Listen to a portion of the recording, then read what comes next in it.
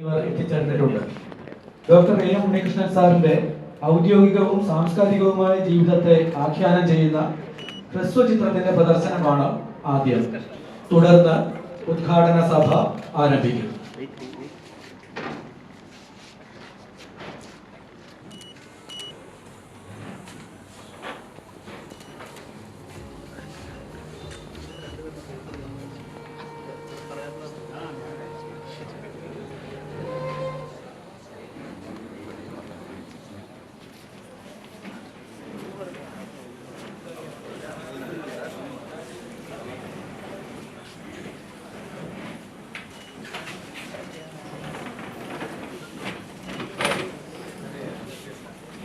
Doctor A M Unnikrishnan സാറിന്റെ ഔദ്യോഗികവും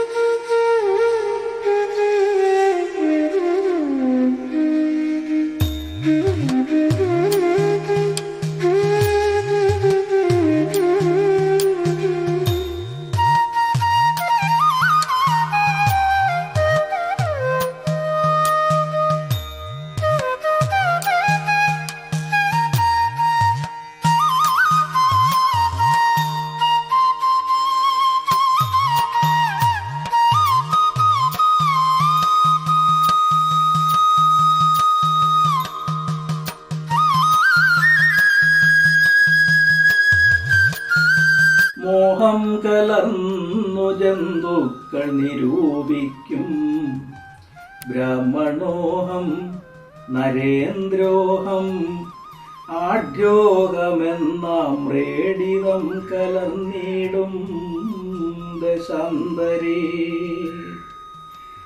ജന്തുക്കൾ ഭക്ഷിച്ചു കാഷ്ടിച്ചു പോകില, വെന്തു വെണ്ണീറായി ചമഞ്ഞു പോയിടില.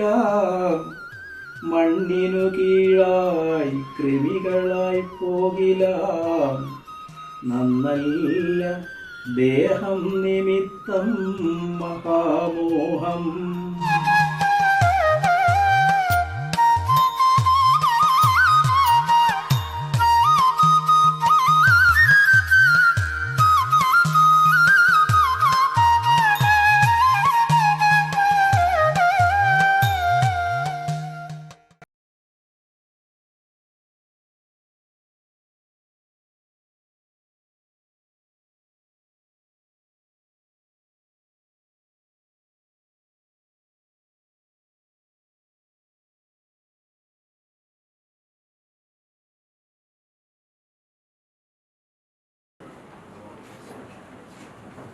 अधिनायक जय हे भारत भाग्य विधाता, पंजाब सिंध गुजरात मराठा, भारत भाग्य विधाता।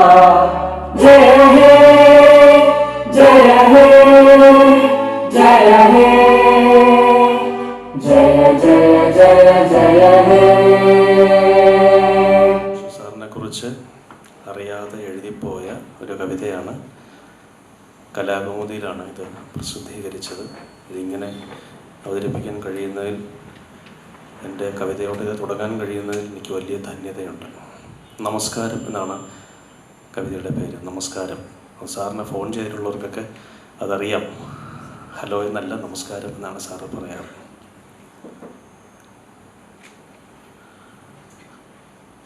നമ്മളിലാദ്യം വന്നു പിറന്നതങ്ങാണ് ഊരിൻ വെൺമടിത്തട്ടിൽ, ഉണ്ണികൃഷ്ണനായി ഇളം മൊട്ടായി. നമ്മളിലാദ്യം വന്നു പിറന്നതങ്ങാണ് ഊരിൻ വെൺമടിത്തട്ടിൽ, ഉണ്ണികൃഷ്ണനായി ഇളം മൊട്ടായി. ഉന്നത സംസ്കാരത്തിൻ ഗിരിശൃംഗങ്ങൾ കണ്ട ധന്യരാം പ്രപിതാക്കൾ പാകിയൊരടിക്കല്ലിൻ നന്മയിൽ നിന്നും താങ്കൾ നിർമ്മിച്ച സമത്വത്തിൻ രമ്യഹർമ്മ്യത്തിൻ മുറ്റത്തെത്തി നിൽക്കുന്നു വീണ്ടും. സ്നേഹമാണ് അവിടുത്തെ ആയുധം, സ്നേഹമാണ് അവിടുത്തെ ആയുധം. ക്ഷോഭിക്കാത്ത നാദമാണ് അവിടുത്തെ ആനന്ദ സംഗീതകം. ഇടിവെട്ടില്ലാതുള്ളൊരാകാശം, കനൽ മിന്നലിടയിൽ പാളിക്കാത്ത വെൺമേഘമന്ദസ്മേരം. തീത്തിരലമ്പാത്ത സൗവർണസ്വരം, നിത്യമമൃതം തുളുമ്പുന്ന നിർമ്മല കർമ്മോത്സാഹം. അന്തരാത്മാവിനുള്ളിൽ ഇങ്ങനെ ഇരിക്കയാണങ്ങതൻ അദ്വൈതാർദ്രസുന്ദര പ്രപഞ്ചത്വം. അന്തരാത്മാവിനുള്ളിൽ ഇങ്ങനെ ഇരിക്കയാണങ്ങതൻ അദ്വൈതാർദ്രസുന്ദര പ്രപഞ്ചത്വം. നാം ഒരുമിച്ചുള്ളൊരു യാത്രകൾ, പങ്കിട്ടുള്ളൊരന്നത്തിനിനി പെരിവുപ്പുകൾ, തമാശകൾ ചിന്നിയ ചില ചില നിമിഷ പകർച്ചകൾ, ഒക്കെയും ഇന്നും വെട്ടം വിതറുന്നെന്നോർമ്മയിൽ. ഉത്തമ ശിഷ്യത്വത്തിൻ പട്ടികയെങ്കിൽ ഇടം കിട്ടുവാനിടയില്ല കുട്ടി ഞാൻ എന്നാകിലും. നിത്യവും എന്നോടങ്ങു പ്രകടിപ്പിച്ചിടുമീ നിസ്തുല വാത്സല്യത്തിനായിരം നമസ്കാരം. നിത്യവും എന്നോടങ്ങു പ്രകടിപ്പിച്ചിടുമീ നിസ്തുല വാത്സല്യത്തിന് 1000 നമസ്കാരം. 200-ലധികം പുസ്തകങ്ങൾ എഴുതിയ തൻ്റെ വ്രതവിശുദ്ധമായ കൈകൾ കൊണ്ട് ആദരണീയനായ ഗവർണർ തന്നെ ഇത് സാറിന് കൊടുക്കണം എന്നെനിക്കൊരു അപേക്ഷയുണ്ട്. അദ്ദേഹം അത് ചെയ്യുമെന്ന് ഞാൻ വിചാരിക്കുന്നു. ഉണ്ണികൃഷ്ണൻ സാറിൻ്റെ നിതാന്ത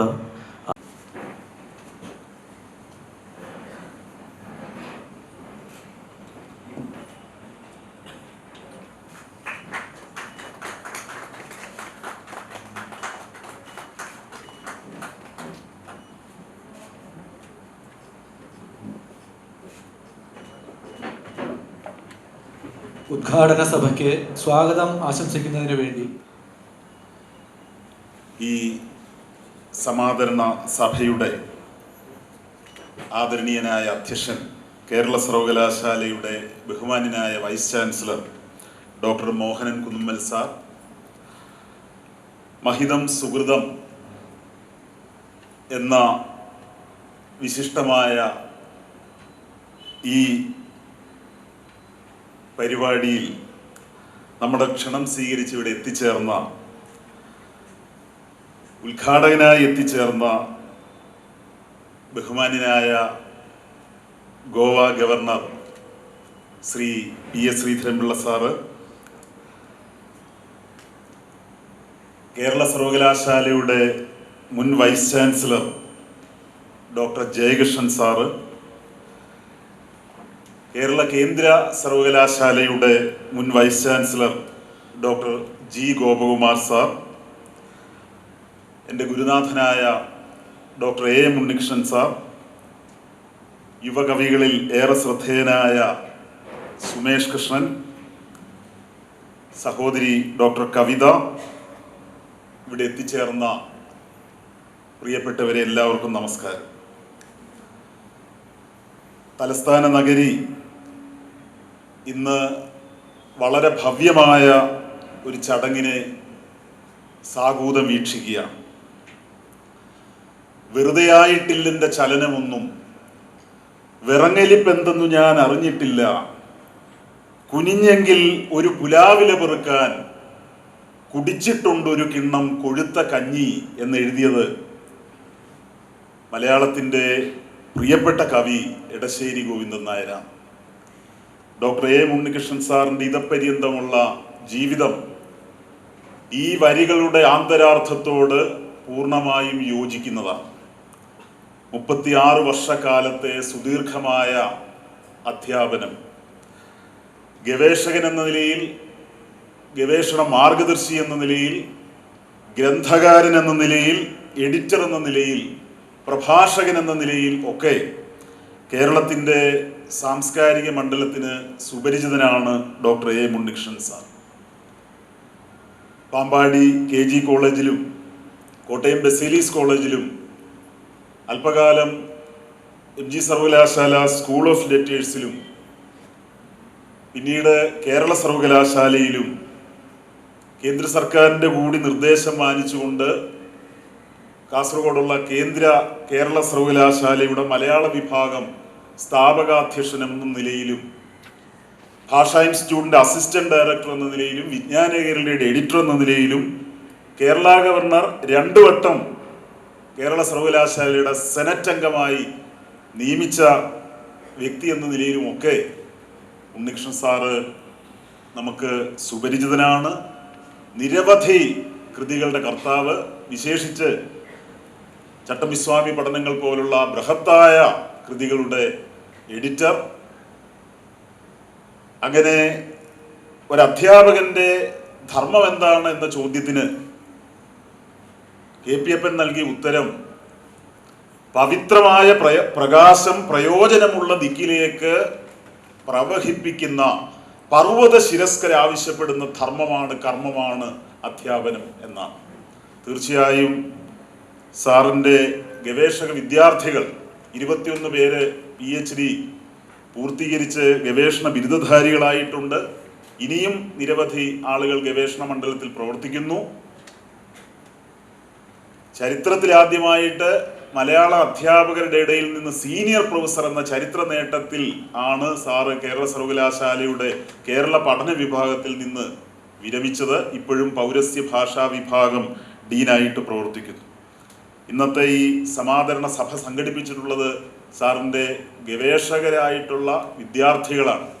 അവർ സമൂഹത്തിൻ്റെ വ്യത്യസ്ത മണ്ഡലങ്ങളിൽ ഇന്ന് പ്രവർത്തിക്കുന്നുണ്ട്. പല സ്ഥലങ്ങളിൽ തമ്മിൽ തന്നെ പലർക്കും പരിചയമില്ലായിരുന്നു. പക്ഷേ സാങ്കേതിക വിദ്യയുടെ സഹായത്തോടെ ഞങ്ങൾ ഇങ്ങനെ ഒരു കാര്യം ആലോചിക്കുകയും അതോടൊപ്പം വൈസ് ചാൻസലർമാരടക്കമുള്ള ആളുകൾ, ഞങ്ങളുടെ ഗോവ സർവകലാശാലയുടെ ചാൻസലർ കൂടിയായ ആദരണീയനായ ശ്രീധരൻപിള്ള സാറും കൂടി ഇരിക്കുന്ന വേദിയിൽ സൂചിപ്പിക്കാൻ ആഗ്രഹിക്കുന്നത്, ഞങ്ങൾ 5 വെബിനാറുകൾ സംഘടിപ്പിച്ചു. ധാരാളം ആളുകൾ ആ വെബിനാറുകളിൽ പങ്കെടുത്തു. ചെറുകഥ, സാഹിത്യ വിമർശനം, ഗവേഷണം, ചട്ടമ്പിസ്വാമി വിജ്ഞാനീയം, ഭാഷ, ഈ മേഖലകളിൽ പ്രധാനപ്പെട്ട ഒരു പ്രഭാഷണവും അതിനോട് പ്രതികരിച്ചുകൊണ്ട് 2 പേരുടെ പ്രഭാഷണങ്ങളും എന്ന നിലയിൽ ഞങ്ങൾ ആ വെബിനാർ പരമ്പര പൂർത്തീകരിച്ചു.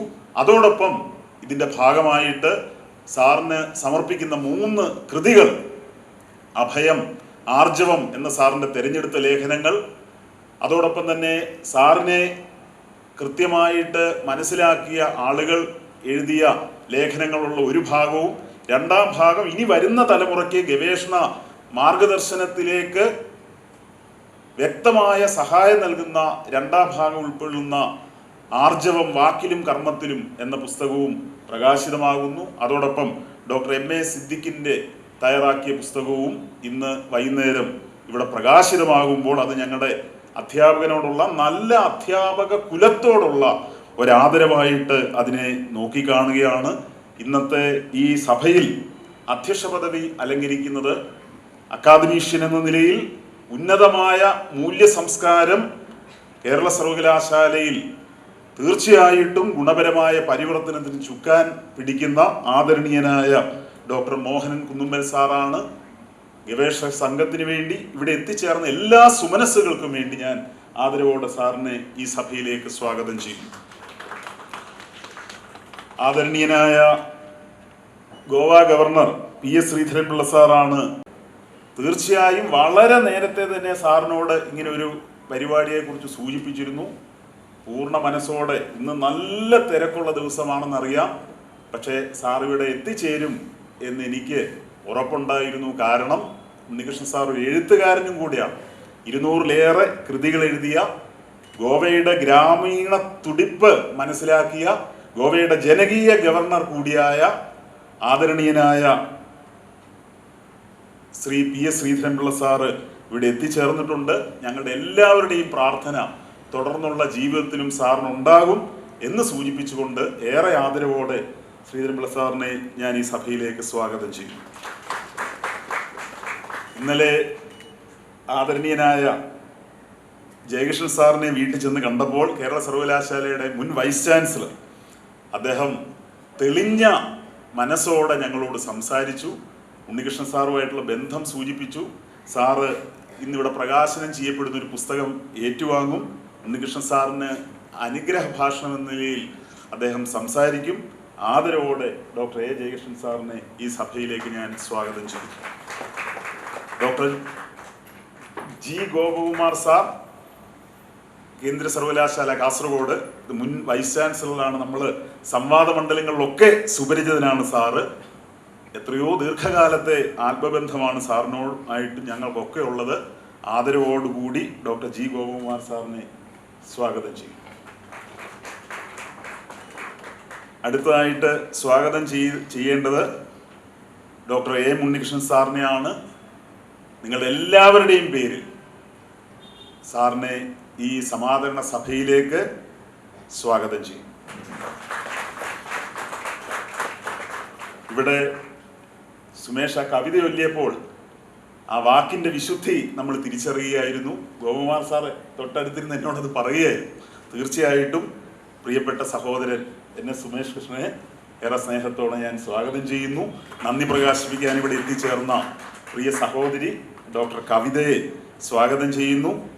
ഇവിടെ എത്തിച്ചേർന്ന മാധ്യമ പ്രതിനിധികളെ, സാറിൻ്റെ ഗുരുനാഥന്മാരെ, സതീർത്ഥ്യരെ, ബന്ധുജനങ്ങളെ, സഹപ്രവർത്തകരെ, അഭ്യുദയകാംക്ഷികളെ എല്ലാവരെയും ഞാൻ സ്വാഗതം ചെയ്യുകയാണ്. എനിക്ക് രസമീ നിമ്നോന്നതമാം വഴിക്ക് തേരുരുൾ പായിക്കൽ, ഇതേതിരുൾക്കുഴി മേലുരുളട്ടെ, വിടില്ല ഞാൻ ഈ രശ്മികളെ എന്ന് ഞങ്ങളെ പഠിപ്പിച്ച ഞങ്ങളുടെ ഗുരുനാഥനോടുള്ള സ്നേഹ ആദരണ സഭയാണിത്. എല്ലാവരും ഇന്ന് വൈകുന്നേരം വരെ ഈ അക്കാദമിക് സെമിനാറിൽ ഉണ്ടാവണം എന്നുകൂടി അഭ്യർത്ഥിച്ചുകൊണ്ട് ഒരിക്കൽ കൂടി എല്ലാവർക്കും സ്വാഗതം. നമസ്കാരം.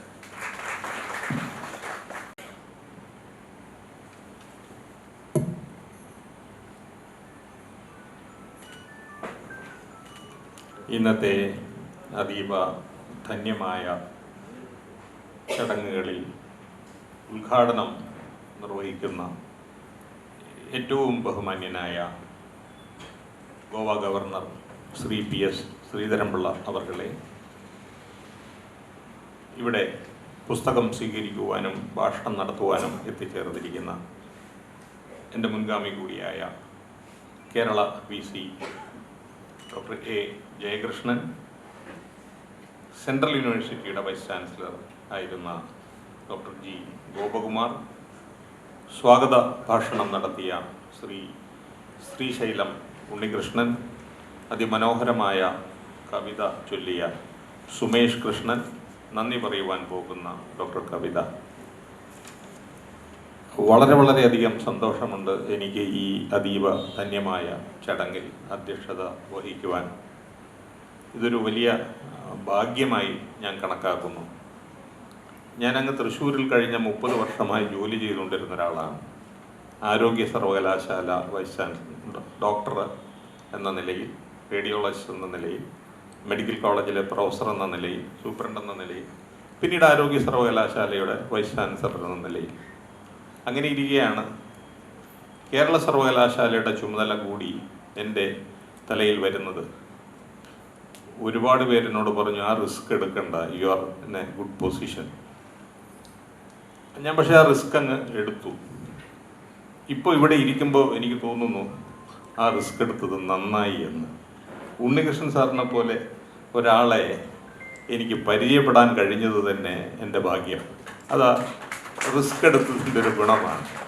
ശ്രീധരൻപിള്ള സാറിനെ പോലുള്ള ഒരാളുടെ സദസ്സിൽ അധ്യക്ഷത വഹിക്കുക എന്നൊക്കെ പറഞ്ഞാൽ അത് കേരള VC ആയതുകൊണ്ടുള്ളൊരു ഗുണമാണ്. അല്ലെങ്കിൽ ഞാനിവിടെ വരില്ല.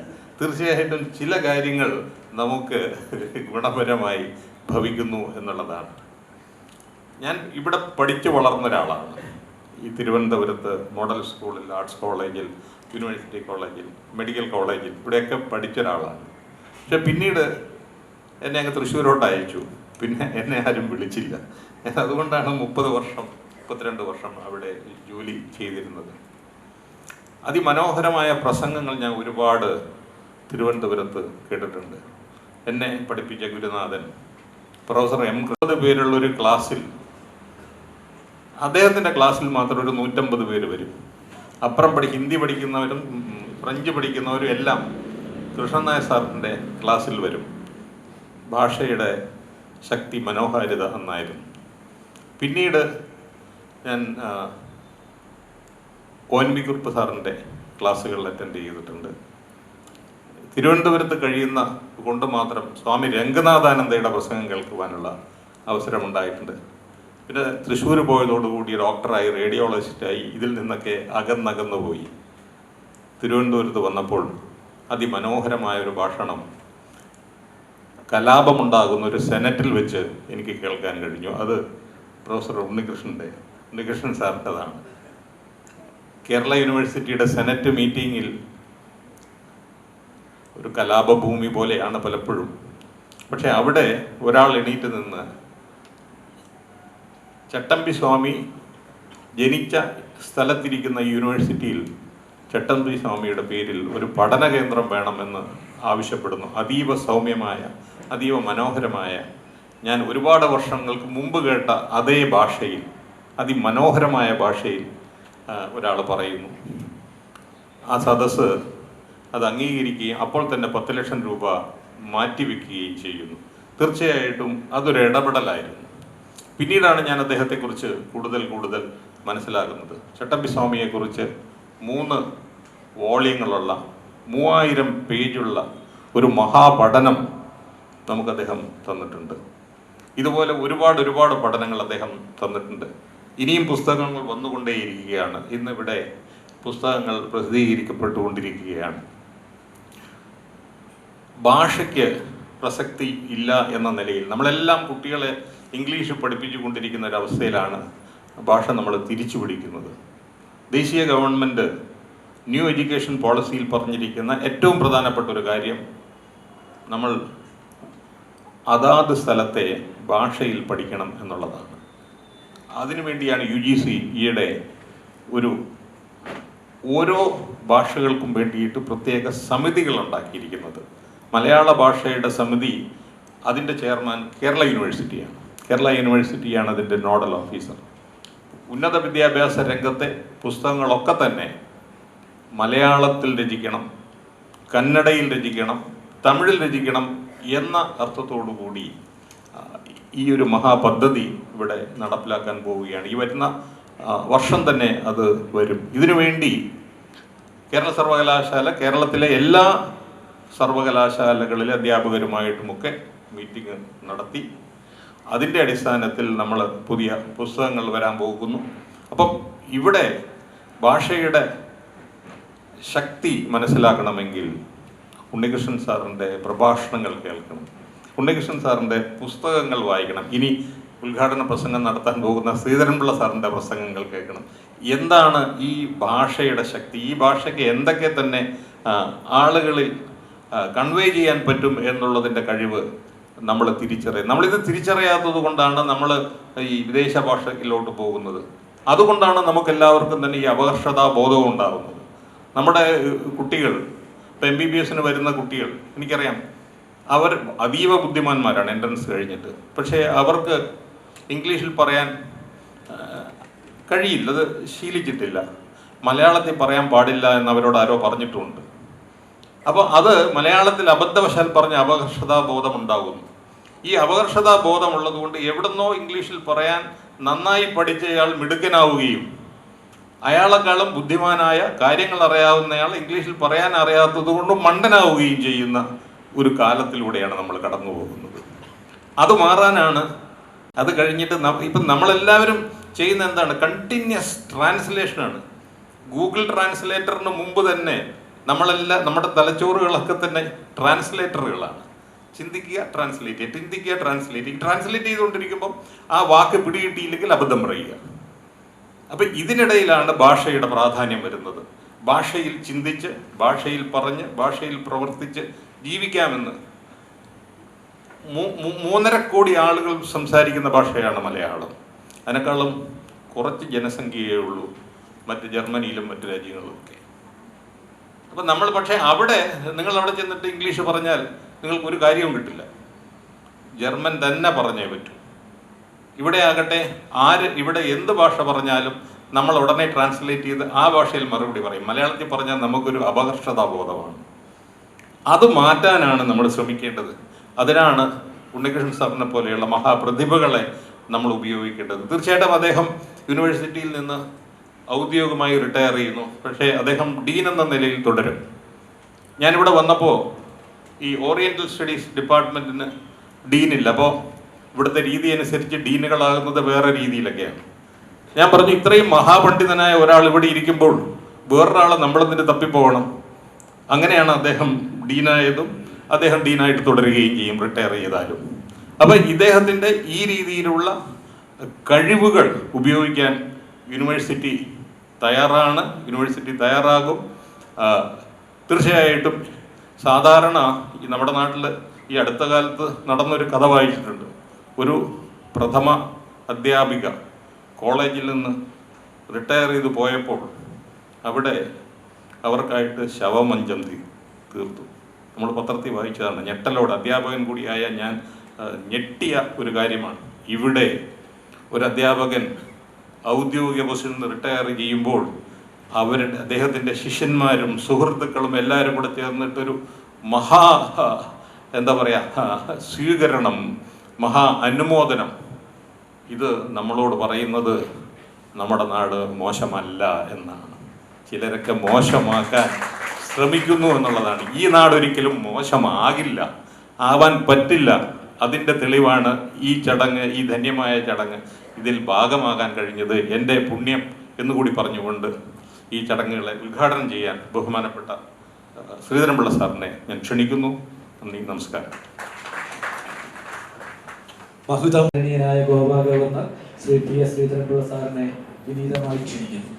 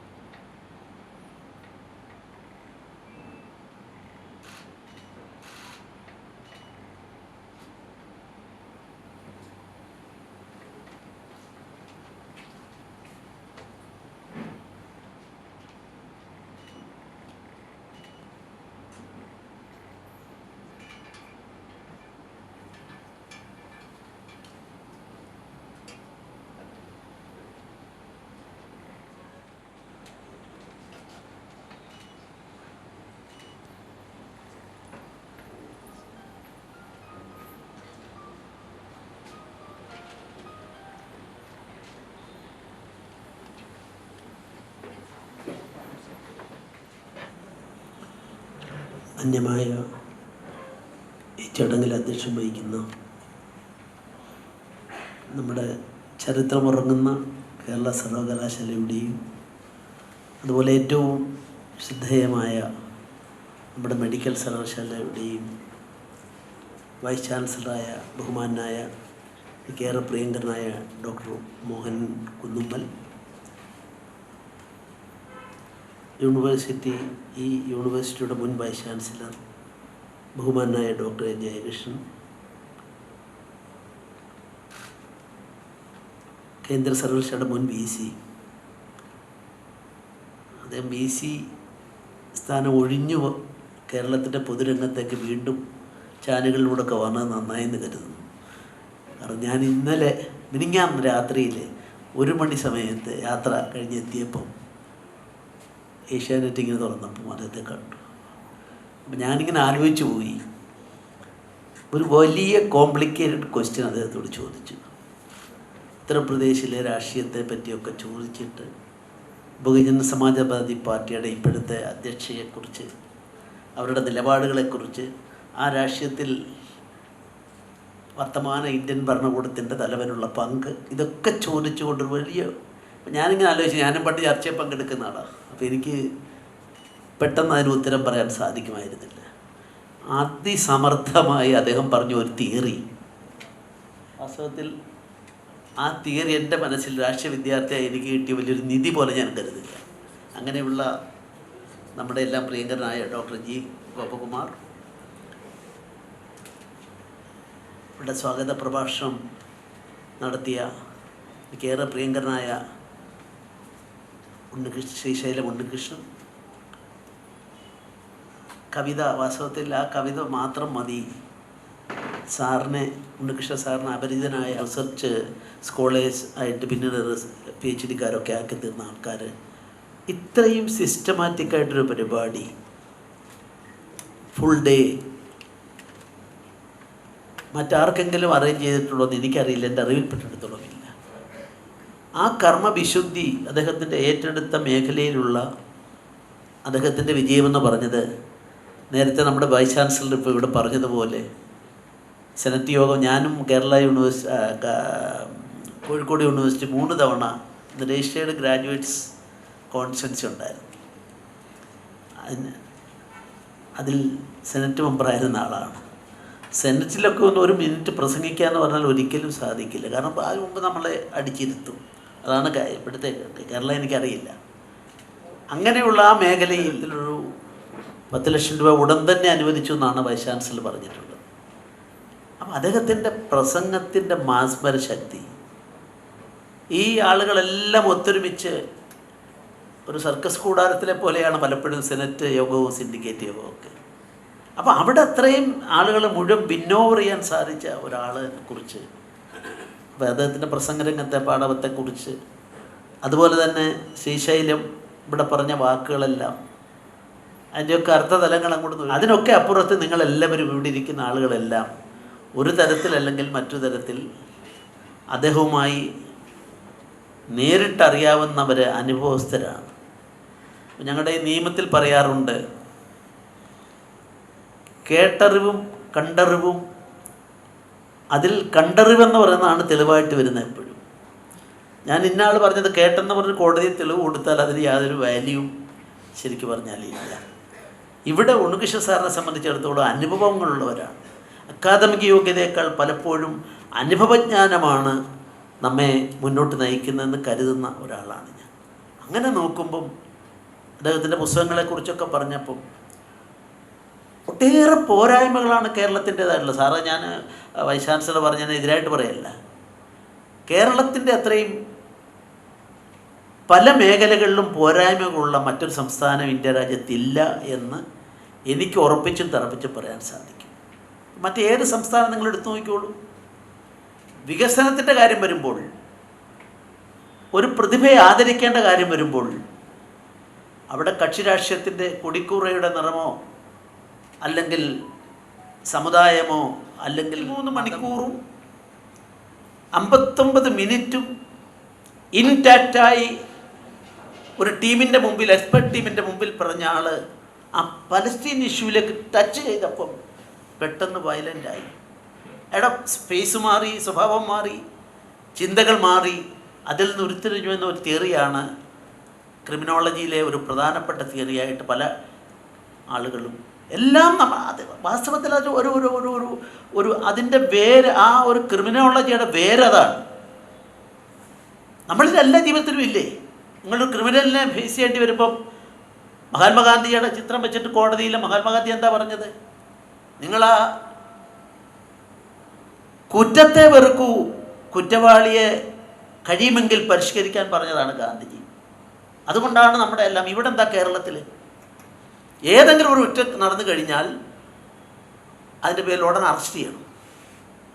വെസ്റ്റേൺ കൺട്രി, പടിഞ്ഞാറൻ രാജ്യങ്ങളിലുള്ള എല്ലാം തെളിവുകളെല്ലാം ശേഖരിച്ച് ആ ആളതാണെന്ന് ബോധ്യപ്പെട്ട ശേഷമാണ് അറസ്റ്റ് നടക്കുക. അറസ്റ്റ് ലാസ്റ്റാണ്. ഇവിടെ അറസ്റ്റാണ് ആദ്യം. സംശയം വന്നാൽ പിടിച്ചു, അതോടെ അവൻ്റെ കഥ കഴിഞ്ഞു. ഞാനൊരു പല കാര്യങ്ങളും ഇപ്പം ഞാൻ അതിനെപ്പറ്റി ശ്രദ്ധിക്കാറില്ലെങ്കിൽ പഠിക്കാറില്ലെങ്കിൽ ഞാൻ വളരെയധികം പഠിച്ച് നോട്ടുകൾ തയ്യാറാക്കിയിട്ടുള്ള ഒരാളാണ്. പല പുസ്തകങ്ങളും ഞാൻ എഴുതിയിട്ടുണ്ട്. നമ്പിനാരായണൻ്റെ കാര്യത്തിൽ റിട്ട് ഫയൽ ചെയ്തതും ഇന്ത്യൻ പ്രധാനമന്ത്രി, അന്ന് അദ്ദേഹം ഗുജറാത്തിലെ മുഖ്യമന്ത്രിയായിരുന്നു, ഇവിടെ വന്നപ്പോൾ അദ്ദേഹത്തെ കൂട്ടിക്കൊണ്ടുപോയി പരിചയപ്പെടുത്തി കൊടുത്ത്. അപ്പം നമ്മളിത് എന്തുകൊണ്ടാണ് ഇന്നെല്ലാവരും അദ്ദേഹത്തിന് വേണ്ടി, നമ്മുടെ മലയാളികളെല്ലാം അദ്ദേഹത്തിന് വേണ്ടി കണ്ണീരൊഴുക്കുന്നവരാണ്, അല്ലെ അദ്ദേഹം അനുഭവിച്ച യാതനകളെ പറ്റിയാണ്. പക്ഷെ ഒരു കുറ്റവാളിയാകുമ്പോൾ അയാളുടെ മാനസികാവസ്ഥ എന്താ? ഇതൊക്കെ വേണ്ട ഒരു സംസ്കൃത ചിത്രയുടെ സമൂഹമല്ലേ നമ്മുടേത് ആയി മാറേണ്ടത്. പക്ഷെ നമുക്കതിന് കഴിയുന്നുണ്ടോ? അവിടെയാണ് ഞാൻ ഉണ്ണികൃഷ്ണൻ സാറിനെ ഇഷ്ടപ്പെടുമെന്ന് എനിക്കറിയില്ല. അദ്ദേഹം ഏതെങ്കിലും കക്ഷി രാഷ്ട്രീയത്തിൻ്റെ വ്യക്താവല്ല. പ്രത്യയശാസ്ത്രപരമായും പരസ്യമായി കൊടിപിടിച്ച് അങ്ങനെ പോകുന്ന ആളല്ല. അദ്ദേഹത്തിൻ്റെ അഭിപ്രായമുണ്ട്. ആ അഭിപ്രായം ഞാൻ മനസ്സിലാക്കിയിടത്തോളം കേരളത്തിലൊരു അലിഖിതമായ നിയമം സാഹിത്യരംഗത്തായാലും എഴുത്തിൻ്റെ മേഖലയിലായാലും അക്കാദമിക് യൂണിവേഴ്സിറ്റികളിലായാലും എല്ലാം നിലനിൽക്കുകയാണ്. അതിനെ ഖണ്ഡിക്കാൻ മുന്നോട്ട് വരുന്നവൻ വ്യക്തിപരമായി എല്ലാവിധ ഹത്യകൾക്കും എല്ലാവിധ അപമാനങ്ങൾക്കും അവരെ ഇടയാക്കിത്തീരുന്നു, പാത്രീഭവിക്കുന്നു, അവരെ വലിച്ചെറിയപ്പെടുന്ന സാഹചര്യം, ഒരുപാട് ദുരന്തങ്ങൾക്ക് സാക്ഷിയായി മാറേണ്ട സാഹചര്യം ഉണ്ടാകുമെന്ന് ഞാൻ പറയുമ്പം ഏതെങ്കിലും കക്ഷി രാഷ്ട്രീയത്തിൻ്റെ അടിസ്ഥാനത്തിലല്ല. ഞാൻ പഴയ രാഷ്ട്രീയക്കാരനാണല്ലോ. ഇത് ചിന്തിക്കേണ്ട വിഷയമാണ്. അദ്ദേഹം എന്തുകൊണ്ട് ഇപ്പം അദ്ദേഹത്തിന് കിട്ടേണ്ട ഞാൻ പറയാം എല്ലാ അംഗീകാരവും കിട്ടിയിട്ടുണ്ട്. അദ്ദേഹം സംതൃപ്തനാണ്. അദ്ദേഹത്തിൻ്റെ മകള് ഡോക്ടർ മഹിമ ഇവിടെ ഉണ്ടെന്ന് പറയും. അവരെല്ലാം നല്ല കുട്ടികളായി എല്ലാ തരത്തിലും എഴുത്തിൻ്റെ മേഖലയിലും. പക്ഷെ ഇവിടെ നഷ്ടം വരുന്ന ആർക്കാണ്?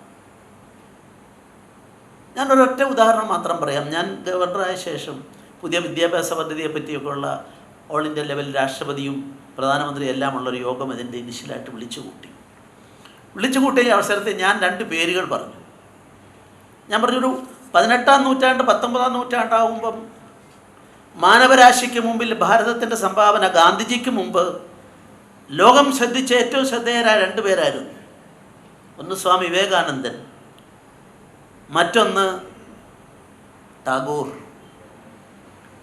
വിദേശത്തുള്ള ആളുകളെ സംബന്ധിച്ചിടത്തോളം ഗാന്ധിജിക്ക് മുമ്പ് ഈ 2 പേരെ സംബന്ധിച്ചിടത്തോളം മാനവരാശിക്ക് നമ്മുടെ ഭാരതം ഈ 2 ബംഗാളികളെ സംഭാവന ചെയ്തു, അവരെയാണ് അറിയപ്പെടുന്നത്.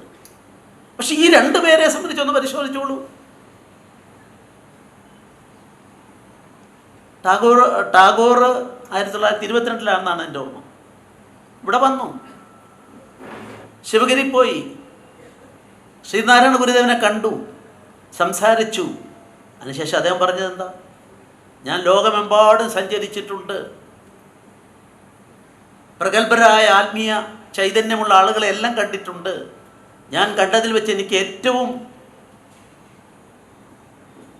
അദ്ദേഹത്തിൻ്റെ നയനങ്ങളിലേക്ക് നോക്കുമ്പോൾ അവിടെ നിന്ന് ഞാൻ കണ്ട ഏറ്റവും വലിയ പണ്ഡിതനായി, ഏറ്റവും വലിയ ആത്മീയ നേതൃനിരയിലെ ഏറ്റവും പ്രഗത്ഭനായ ആളായി അദ്ദേഹത്തെ കണ്ടുവെന്നാണ് ടാഗോർ ലോകത്തോട് പറഞ്ഞത്.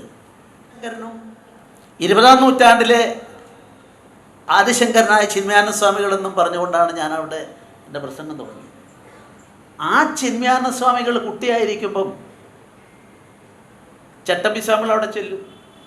കുട്ടിയെ ഇങ്ങനെ കിടത്തിയിട്ട് നെഞ്ചത്ത് കുട്ടിയെ വെച്ചിട്ട് ഇങ്ങനെ ആലോചിച്ചുകൊണ്ട് സംസാരിക്കും. അപ്പം അമ്മ ചോദിക്കും, സാറിൻ്റെ പുസ്തകത്തിൽ ഉണ്ടാവും, ഞാൻ വായിക്കാത്തതുകൊണ്ട്. അപ്പം അമ്മ ചോദിച്ചു, ഇതെന്താ നിങ്ങൾ എപ്പോഴും ഇങ്ങനെ ഇത്ര കുശലം പറയുന്നത് എന്താ? അപ്പോൾ സ്വാമിജി പറഞ്ഞ വാക്ക് ഞങ്ങൾക്ക് 2 പേർക്കും അതറിയാം. ആ ആശയത്തിൻ്റെ എന്താണ് ഞങ്ങൾ സംസാരിക്കുന്നത് 2 പേരും അറിഞ്ഞുകൊണ്ട് തന്നെയാണ്. 2 വയസ്സുള്ള കുട്ടിയും, അതുകൊണ്ട് അത് ഭാവിക്ക് വേണ്ടിയുള്ളതാണെന്ന് അദ്ദേഹം പറഞ്ഞു. അപ്പം അമ്മയ്ക്കത് എന്താ കുട്ടി പറയുന്നതല്ലേ, കേൾക്കാൻ മനസ്സിലാവില്ല. ഇത്തരത്തിലുള്ള അത്ഭുത സിദ്ധികളുള്ള അങ്ങനെയുള്ളൊരു സമൂഹത്തെ വാർത്തെടുക്കാൻ അവരാരും അവരുടെ ആശ്രമങ്ങളിൽ അങ്ങനെ ചടഞ്ഞിരിക്കുകയല്ലേ ചെയ്തത്. പക്ഷെ ഇതിനെ വഴികാട്ടിയാക്കി വിശ്വമാനവികതയ്ക്ക് മുമ്പിൽ അവതരിപ്പിക്കാൻ നമുക്ക് സാധിച്ചോ? ഇവിടെ ഈ ഇദ്ദേഹത്തെ അറിയിക്കുന്ന തരത്തിൽ എഴുത്തിൻ്റെ ഉൾപ്പെടെയുള്ള മേഖലകളിൽ അദ്ദേഹം എത്താതെ പോയിട്ടുണ്ടെങ്കിൽ അത് അദ്ദേഹത്തിൻ്റെ സ്വകാര്യ ദുഃഖം മാത്രമല്ല, കേരളത്തിൻ്റെ ഒരു പ്രത്യേക രീതിയാണ്. ആ രീതിക്ക് അടിസ്ഥാനം ഇന്ന് ലോകം ഉപേക്ഷിച്ച ഒരു കാഴ്ചപ്പാടിൻ്റെ എഴുത്തിനെ സംബന്ധിച്ചിടത്തോളമുള്ള കമ്മിറ്റ്മെൻറ്റ്, എഴുത്തുകാരൻ്റെ കമ്മിറ്റ്മെൻറ്റ് ആരോട്? അത് സത്യത്തോടാണ്, നീതിയോടാണ്, ജനങ്ങളോടാണെന്നൊക്കെ നമുക്ക് പറയാം. പക്ഷെ ഈ പ്രത്യയശാസ്ത്രത്തിൻ്റെ വർഗ സമര സിദ്ധാന്തത്തിലെ ഒരു വർഗത്തിന് വേണ്ടൊപ്പം നിങ്ങൾ നിൽക്കേണ്ടവരാണ്. ആ ചട്ടക്കൂടാണ് സാഹിത്യരംഗത്ത് കഴിഞ്ഞ 1 നൂറ്റാണ്ടായി നിലനിൽക്കുന്നതെന്ന് ഞാൻ ആരെയും കുറ്റപ്പെടുത്താതെ പഴിക്കാതെ പറയാൻ ആഗ്രഹിക്കുകയാണ്. അങ്ങനെയാണ് എങ്ങനെയാണ് നിഷ്പക്ഷമായി എഴുതാൻ സാധിക്കുക? ഉണ്ണികൃഷ്ണൻ സാറിൻ്റെ പോയി, അത് സാഹിത്യരംഗത്ത് ഒരു ഉണ്ണികൃഷ്ണൻ സാർ മാത്രമല്ല, തങ്ങളുടേതായ ചിന്താധാരയിലൂടെ മുന്നോട്ട് പോകണം. ആശയത്തെ ഉൾക്കൊള്ളാനുള്ള സ്വാതന്ത്ര്യത്തെ ഞങ്ങൾ ഉപയോഗപ്പെടുത്തുന്നു. അതിലൂടെ ഞങ്ങൾ എഴുതെന്ന് പറയുമ്പോൾ 6000-ഓളം ലൈബ്രറികളിൽ ആ പുസ്തകം പോകുമോ?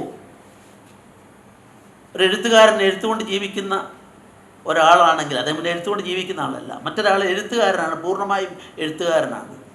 നിലവിലുള്ള സംവിധാന പ്രകാരം മലയാളത്തിൽ എഴുതുന്നൊരു പുസ്തകം ഒരു 10,000 കോപ്പിയെങ്കിലും വിറ്റഴിച്ചില്ലെങ്കിൽ അതുകൊണ്ട് വരുമാനം കിട്ടുമോ? എന്നോട് പലരും പറയാറുണ്ട്, ഞാൻ പേരൊന്നും പറയുന്നില്ല, പലരും എന്നോട് പറയാറുണ്ട്, ലൈബ്രറികൾ ഈ പുസ്തകങ്ങൾ എടുക്കുന്നില്ല എന്ന് വന്നാൽ എന്ത് ചെയ്യും? ലൈബ്രറികളിലെ പുസ്തകങ്ങൾ എടുക്കുന്നതിന് ആരാ ഇപ്പോൾ റെക്കമെൻഡ് ചെയ്യേണ്ടത്? MLA-മാർക്ക് ആരായി അവകാശം നൽകിയിട്ടുള്ളത്? ഒരു സ്വാതന്ത്ര്യം എന്ന് പറയുന്നത് സ്വാതന്ത്ര്യം, ആ സ്വാതന്ത്ര്യം, എഴുതാനുള്ള സ്വാതന്ത്ര്യം, ആ സ്വാതന്ത്ര്യത്തെ അടിയറവ് വെക്കണമെന്നാണ് പറയുന്നത്.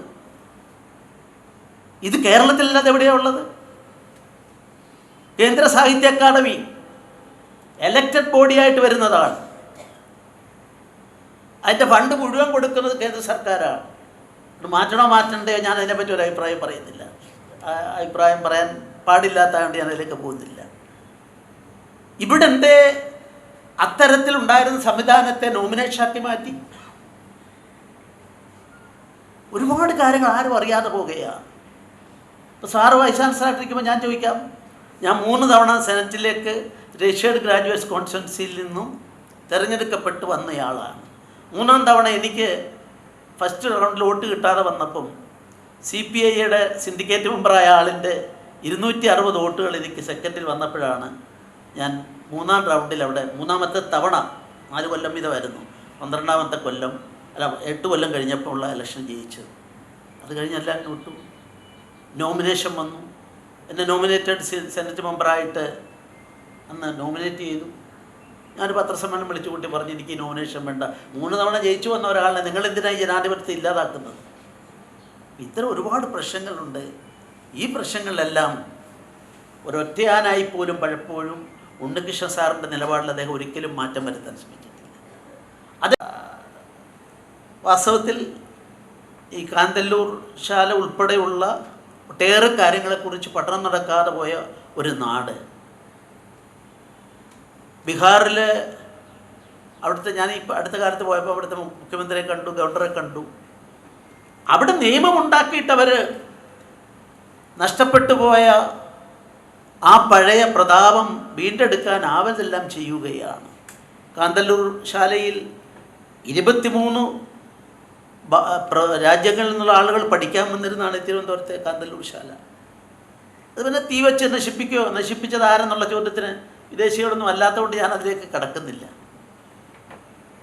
ഓരോ തലത്തിലും ഇപ്പം ആദിശങ്കരനെ കുറിച്ചുള്ള കേരളത്തിലെ ചില പുസ്തകങ്ങളുണ്ട്.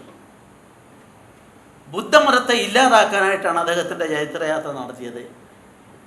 അത് ഹിന്ദുമതത്തെ സംരക്ഷിക്കണമെന്നുള്ളത് ഏതാണ്ട് ചരിത്രകാരന്മാരെല്ലാം ആ ഒരു ടൂണിലാണ് പലപ്പോഴും സംസാരിക്കാറുള്ളത്. ഞാനൊരു 3 മാസം മുമ്പ് അവിടുത്തെ ഗവർണർ വിളിച്ചിട്ട് അവിടെ പോയപ്പോൾ ബോധഗയയിൽ ചെന്നപ്പം അതിൻ്റെ ഏറ്റവും ബുദ്ധിസ്റ്റുകൾ ലോകത്തിൻ്റെ എല്ലാ ഭാഗത്തു നിന്നും വരുന്ന അവർ സംരക്ഷിക്കുന്ന ക്ഷേത്രമാണ്. അതിൻ്റെ കമ്മിറ്റി പോലും അങ്ങനെയാണ്. അവിടെ പണത്തിനൊന്നും ഒരു ദാരിദ്ര്യമില്ല. എല്ലാ രാജ്യങ്ങളും 21ഓളം രാജ്യങ്ങളുടെ സഹായമുണ്ട്. അവർ വരുന്നു. അവിടെ ബുദ്ധൻ്റെ ഏറ്റവും വലിയ വിഗ്രഹം പ്രതിമ കാണാൻ സാധിക്കും.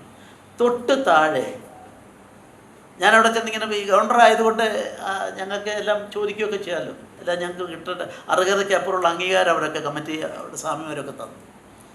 നോക്കുമ്പം അവിടെ ഒരു ശിവലിംഗമുണ്ട്.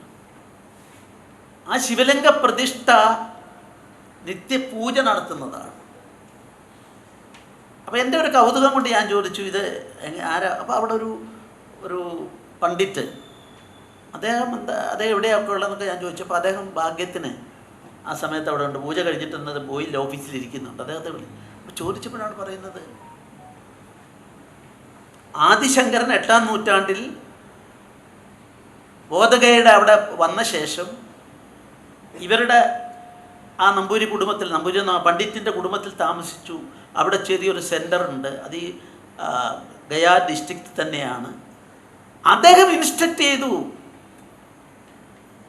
തന്ത്രശാസ്ത്രപരമായി ഈ ബുദ്ധക്ഷേത്രം തകർക്കാനുള്ള ശ്രമം നടക്കുകയാണ്. 3 തവണ ശ്രമം നടന്നു. അവിടെ അമ്മമാരുടെ സഹോദരിമാരുള്ള വേദി ഞാൻ പറയാം. അശോക ചക്രവർത്തി ഈ വൃക്ഷത്തിൻ്റെ തണലിൽ പോയി രാവും പകലും ഒക്കെ ഇരിക്കുകയാണ്. അദ്ദേഹത്തിൻ്റെ ധർമ്മപത്നിയാണ്. ഭർത്താവിനെ കിട്ടുന്നില്ല, എനിക്കൊരാവശ്യത്തിനും കിട്ടുന്നില്ല. അതുകൊണ്ട് അവരുടെ ഗൂഢാലോചന നടത്തി ചില ആളുകളെയൊക്കെ അയച്ചിട്ട് ഈ വൃക്ഷത്തിൻ്റെ അടിവേരുകൾ മാന്തി കത്തിച്ച് നശിപ്പിച്ചു എന്നാണ് പറയുന്നത്. അപ്പോൾ ഇതെല്ലാം കണ്ടതിൻ്റെ അടിസ്ഥാനത്തിലാണ് ആദിശങ്കരൻ ഈ പൂജ വഴി ഇതിനെ പ്രൊട്ടക്റ്റ് ചെയ്യുക. ആ പൂജയാണ് ഇപ്പോഴും നടക്കുന്നത്. പക്ഷേ കേരളത്തിൽ നമ്മുടെ സാഹിത്യകാരന്മാരും മറ്റൊരു എഴുതുന്ന എല്ലാം ബുദ്ധിസ്റ്റായിരുന്നു. ആ ബുദ്ധിസത്തിനെ തകർക്കാൻ വേണ്ടിയിട്ട് ആദിശങ്കരൻ പോയി എന്നുള്ള തിയറി ഇപ്പോഴും ശക്തമായുള്ള പുസ്തകങ്ങൾ, ഈ അടുത്ത കാലത്തൊരു പുസ്തകം ഇറങ്ങി, ഞാനത് വായിക്കാനിടയായി. അതുകൊണ്ട് നമുക്ക് വലിയൊരു പങ്കുണ്ട്. അദ്ദേഹം റിട്ടയർ ചെയ്യല്ല. ഈ അടുത്തൂണെന്നുള്ള പ്രയോഗം തന്നെ ഇങ്ങനെയുള്ള പ്രതിഭകളായ ആൾക്കാരെ സംബന്ധിച്ചിടത്തോളം ബാധകമാക്കാൻ പാടില്ലാത്തതാണ്. കാരണം ഇന്ന് ഞാനൊക്കെ വക്കീലായിരുന്നു, ഇനിയിപ്പോൾ ഗവർണർഷിപ്പ് കഴിഞ്ഞാലും ഗവർണർക്ക് പെൻഷനില്ല. അപ്പോൾ ഇനിയിപ്പോൾ ഇത് കഴിഞ്ഞ് വന്നാൽ എങ്ങനെ ജീവിക്കും എന്നുള്ള ചോദ്യമാണ്. പക്ഷെ അതൊന്നും ഇവർക്കില്ല. ഇപ്പോഴത്തെ എൻ്റെ ബ്രദർ ഒരു സെൻട്രൽ പോലീസിൽ ഒരു DIG റാങ്കിൽ റിട്ടയർ ചെയ്തതാണ്. ആ പുള്ളിക്കാരന് കിട്ടുന്നത് 1.5 ലക്ഷം രൂപ പെൻഷനായിട്ട് കിട്ടുന്നു. അപ്പം ഞാൻ വിചാരിച്ചു ഈ വക്കീൽ പണിക്ക് പോയി എൻ്റെ ജീവിതം ഇങ്ങനായി പോയല്ലോ ഈശ്വരാന്ന് ആലോചിക്കുകയാണ്. അപ്പം അതുകൊണ്ട് ഇത് കുട്ടികൾ അതുകൂടെ ഞാൻ ചോദിച്ചപ്പോഴാണ് മോൻ സയൻറ്റിസ്റ്റാണ്, മോള് അമേരിക്കയിലാണ് എന്നൊക്കെ പറഞ്ഞത്. അപ്പോൾ എല്ലാം കൊണ്ടും പൂർണ്ണ സംതൃപ്തനാണ്. ഇനി അങ്ങീ സന്ദേശം ഏറ്റെടുക്കുക. റിട്ടയർമെൻ്റ് അല്ല, ഇത് തുടക്കമാണ്. ഇവിടെ ഞാൻ കണ്ടപ്പോഴും പറഞ്ഞു തിരിച്ചുവരവാണ്, തിരിച്ചെടുക്കലാണ്. ഇതന്നെ ഇന്ത്യൻ പ്രധാനമന്ത്രി പറഞ്ഞത്. അദ്ദേഹം പറഞ്ഞു തിരിച്ചെടുക്കലാണ്. പാർലമെൻറ്റിലേക്ക് പോയപ്പം പാർലമെൻറ്റ് എൻ്റെ ചുവട് പടികളിൽ സാഷ്ടാംഗ നമസ്കാരം ചെയ്തിട്ട് ഭരണഘടന എൻ്റെ വേദപുസ്തകമാണെന്നൊക്കെ പറഞ്ഞിട്ട് ഞാൻ തിരിച്ചെടുക്കും. ഈ തിരിച്ചെടുക്കൽ പ്രക്രിയ എല്ലായിടത്തും നടക്കുന്നു. രാജനീതി രംഗം മാത്രം ഞാൻ പറയുന്നില്ല, അത് പറയുന്നത് ശരിയല്ല, ബാക്കി എല്ലാ മേഖലകളിലും നടക്കുകയാണ്. ആ തിരിച്ചെടുക്കലിൻ്റെ പ്രക്രിയയിൽ ഒരുപാട് സംഭാവന അർപ്പിക്കാൻ സാധിക്കുമെന്ന് ഞാൻ കരുതുന്നു. ഏതെങ്കിലും A പാർട്ടിയോ B പാർട്ടിയോ C പാർട്ടി അല്ല, പക്ഷേ ഇതിലൂടെ ഇതല്ലേ നിലനിൽക്കുകയുള്ളൂ. ഇതിനാണ് പെർമനൻ്റായിട്ട് നിലനിൽക്കുക. ഈ പുസ്തകങ്ങളും ഇത്തരം കാര്യങ്ങളുമാണ്. ഇപ്പോൾ ഷേക്സ്പിയറെ പറ്റി അറിയാത്ത ആരെങ്കിലും ഈ കൂട്ടത്തിലുണ്ടോ? ഞാൻ ആ പേര് പറഞ്ഞാൽ കേട്ടിട്ടില്ല, ഷേക്സ്പിയർ എന്ന് പറഞ്ഞാൽ പേര് കേട്ടില്ല എന്ന് പറഞ്ഞാൽ ഒരാളും കൈവക്കില്ല, എല്ലാവർക്കും അറിയാം. പക്ഷെ ഷേക്സ്പിയറുടെ കാലത്തെ ഭരണാധിപനെക്കുറിച്ച് കല്ല് പിളർക്കുന്ന കൽപ്പനകൾ പുറപ്പെടുവിച്ച എല്ലാ അധികാരവുമുള്ള അധികാരി പവർ ആ രാജാവ് ആരാന്ന് ചോദിച്ചാൽ നിങ്ങളുടെ കൂട്ടത്തിൽ എത്ര പേർക്ക് പറയാൻ പറ്റും? അപ്പോൾ ശാശ്വതമായ നിലനിൽപ്പ് തലമുറകളിലൂടെ പുസ്തകങ്ങൾക്കാണ്, വിജ്ഞാനത്തിനാണ്. യൂറോപ്പ് അന്ധകാരത്തിൽ കിടന്നപ്പോൾ വിജ്ഞാനത്തിൻ്റെ കേന്ദ്രമായതുകൊണ്ടാണ് നളന്ദയിലേക്കൊക്കെ വന്നത്. അവിടെയാണ് ഞാൻ ഈ പറഞ്ഞ കാന്തല്ലൂർ ശാലയ്ക്ക് പ്രാധാന്യമുണ്ട്. എനിക്കറിയില്ല നമ്മുടെ യൂണിവേഴ്സിറ്റിയൊക്കെ അത് ചെയ്തു എന്നെനിക്കറിയില്ല. അവിടെയും ലൈബ്രറികൾ കത്തിക്കുകയായിരുന്നു. ഖിൽജി ചെയ്തതും അതുതന്നെയാണ്. ഈ അവിടെ ഉണ്ടായിരുന്ന പുസ്തകങ്ങളും ഗ്രന്ഥപ്പുരകളെല്ലാം തീവച്ച് മാസങ്ങളോളം ആ തീ കത്തിയെന്നാണ് പറയുന്നത്. അങ്ങനെയാണ് നമ്മളെ നശിപ്പിക്കാൻ ശ്രമിച്ചത്. അതിനെ അതിജീവിച്ചു. ഞാൻ ദീർഘമായി ഒന്നിലേക്ക് പോകുന്നില്ല, ഒരുപാട് സമയം ഇപ്പം തന്നെ എടുത്തു. എനിക്ക് ആലപ്പുഴയിൽ 2 മണിക്കൊരു പരിപാടിക്ക് എത്തേണ്ടതാണ്. പക്ഷെ ഒരു കാര്യം ഞാൻ പറയാം, ഈ തിരിച്ചുവരവ് തടയാൻ സാധിക്കില്ല. 2014 യോഗയെപ്പറ്റി പറഞ്ഞപ്പോൾ ഇന്ത്യയോട് സ്നേഹമുള്ളത് കൊണ്ട് 10-13 രാജ്യങ്ങൾ മാത്രം അർദ്ധസമ്മതത്തോടുകൂടി അവരതിനെ എതിർക്കാതിരുന്നു, അല്ലെങ്കിൽ അനുകൂലികളായി. പക്ഷെ ഇന്ന് 200-പരം രാജ്യങ്ങളിൽ 160-ഓളം രാജ്യങ്ങളിൽ യോഗ ഒരു ശാസ്ത്ര വിഷയമായി തന്നെ, ശാസ്ത്ര നേട്ടമായി തന്നെ അംഗീകരിക്കുന്നു. ഐക്യരാഷ്ട്ര സംഘടന അതുപോലെ ചെയ്യുന്നു. അതുപോലെ UN-ൻ്റെ ഏറ്റവും ഒടുവിലത്തെ സാർ അതിനെപ്പറ്റി സൂചിപ്പിച്ചു. യുനെസ്കോയുടെ പദ്ധതി പ്രകാരം നടത്തിയ പഠനത്തിലാണ് 7000-ഓളം ലോക്കൽ ലാംഗ്വേജ് ഉണ്ടായിരുന്ന എല്ലാം നഷ്ടപ്പെട്ടുകൊണ്ടിരിക്കുന്നു, അസ്തപ്രജ്ഞമാകുന്നു. പക്ഷേ പഠനം നടത്തിയ ശേഷം അവർ കണ്ടെത്തിയിരിക്കുന്നു, മാതൃഭാഷയിലൂടെ ഒരു വിദ്യാർത്ഥിയിലേക്ക് ആശയങ്ങളും വിജ്ഞാനങ്ങളും കടത്തിവിടുമ്പോൾ അതാണ് അഭികാമ്യമായിട്ടുള്ളത്. അത് പെട്ടെന്ന് ഡൈജസ്റ്റ് ചെയ്യുന്നു, കൂടുതൽ ഉപയോഗപ്പെടുത്താൻ സാധിക്കുന്നു എന്നുള്ളതിൻ്റെ അടിസ്ഥാനത്തിലാണ് കേന്ദ്ര സർക്കാരും നമ്മുടെ ഈ പുതിയ വിദ്യാഭ്യാസ പദ്ധതിയിൽ അതിന് പ്രാധാന്യം കൊടുക്കുകയും എഞ്ചിനീയറിംഗ് കോളേജും മെഡിക്കൽ കോളേജിലും 4-5 എണ്ണമേ ഉള്ളൂ തോന്നുന്നു. അത് ആ കരിക്കുലം എല്ലാം അതിനനുസരിച്ച് ആ ഭാഷയിലാക്കിയിട്ടുള്ള പ്രക്രിയ നമ്മുടെ ഇന്ത്യ രാജ്യത്ത് നടന്നുകൊണ്ടിരിക്കുകയാണ്. അപ്പം അങ്ങനെ വരുമ്പം ഇതിലെയൊക്കെ പാണ്ഡിത്യം കൊണ്ട് പാണ്ഡിത്യമുള്ളത് കൊണ്ട് അദ്ദേഹം ഉയരങ്ങളിലാണ്. പക്ഷെ ചവിട്ടി നിൽക്കുന്ന മണ്ണിനെ ഒരിക്കലും അദ്ദേഹം വിസ്മരിക്കാറില്ല. ചവിട്ടി നിൽക്കുന്ന മണ്ണിനെ പൂർണ്ണമായും സംശീകരിച്ചും അതിൽ പിടിച്ചു നിൽക്കുകയും ചെയ്തുകൊണ്ട് ഉയരങ്ങളിലേക്ക് പോകുന്ന ഒരു മഹത് വ്യക്തിത്വമായിട്ടാണ് ഞാൻ ഉണ്ണികൃഷ്ണൻ സാറിനെ കാണുന്നത്. അത്തരം ആളുകളുടെ എണ്ണം കൂടട്ടെ. നമ്മുടെ കേരളവും നമ്മുടെ രാജ്യത്ത് നടക്കുന്ന ഇന്നത്തെ തിരിച്ചുവരവിൻ്റെ പാതയിലെ സമസ്ത മേഖലകളിലും തിരിച്ചുവരവിൻ്റെ പാതയിലാണ്. ആ പാതയെ ശക്തിപ്പെടുത്താൻ അദ്ദേഹത്തിന് സാധിക്കട്ടെ എന്ന പ്രാർത്ഥനയോടെ എല്ലാവിധ ആശംസകളും അർപ്പിച്ചുകൊണ്ട് ഈ മഹിതം സുഹൃതം എന്ന പരിപാടി ഔപചാരികമായി തുടക്കം കുറിച്ചതായി എല്ലാവരെയും അറിയിക്കുന്നു. നമസ്കാരം. Jai Hind, Jai Bharat. Thank you sir. അടുത്തതായി വേദിയിൽ നടക്കുന്നത് 2 പുസ്തകങ്ങളുടെ പ്രകാശന കർമ്മമാണ്. കേരള സർവകലാശാല മുൻ വിസിയും അക്കാദമിക ലോകം ഏറെ ആദരവോടെ വീക്ഷിക്കുന്ന ഗുരുനാഥനുമായ ഡോക്ടർ എ ജയകൃഷ്ണൻ സാർ ഇരുവരെയും ആദരപൂർവ്വം ക്ഷണിക്കുന്നു.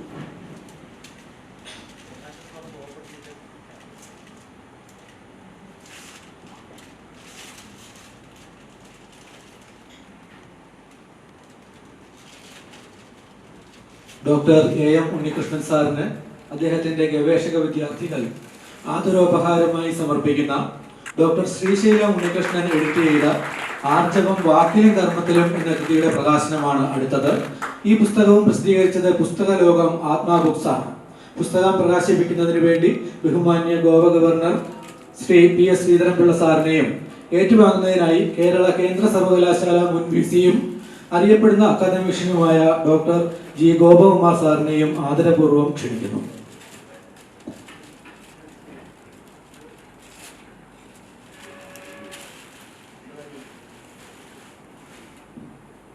കേരള സർവകലാശാല പൗരസ്ത്യ ഭാഷാ വിഭാഗം ഡീനും സാഹിത്യ വിമർശകനും സീനിയർ പ്രൊഫസറുമായ doctor A M Unnikrishnan sir ഔദ്യോഗികമായി വിരമിച്ച വേളയിൽ അദ്ദേഹത്തിന്റെ ഗവേഷക വിദ്യാർത്ഥികൾ പ്രിയ ഗുരുനാഥന് സമർപ്പിക്കുന്ന സ്നേഹോപഹാരം ഈ വേദിയിൽ വെച്ച് അദ്ദേഹത്തിന് സമ്മാനിക്കുന്നത് ബഹുമാനപ്പെട്ട ഗോവ ഗവർണർ ശ്രീ PS ശ്രീധരൻപിള്ള സാറാണ്.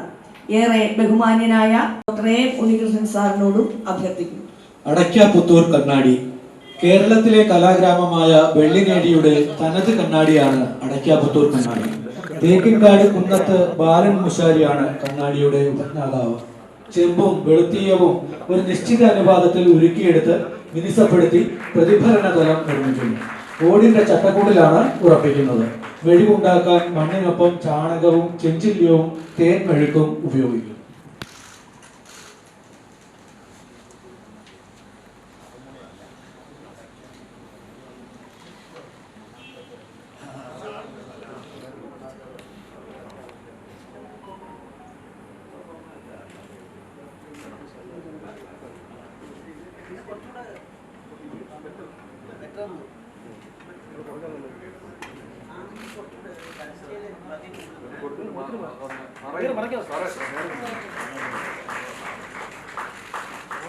അടുത്തതായി ബഹുമാനപ്പെട്ട ഗോവ ഗവർണർക്ക് doctor A M Unnikrishnan sir edit ചെയ്ത ചട്ടമ്പിസ്വാമി സാറിനെയും അത് ഏറ്റുവാങ്ങുന്നതിന് വേണ്ടി ബഹുമാനപ്പെട്ട ഗോവ ഗവർണറെയും ഏറ്റവും ആദരപൂർവ്വം ക്ഷണിക്കുന്നു.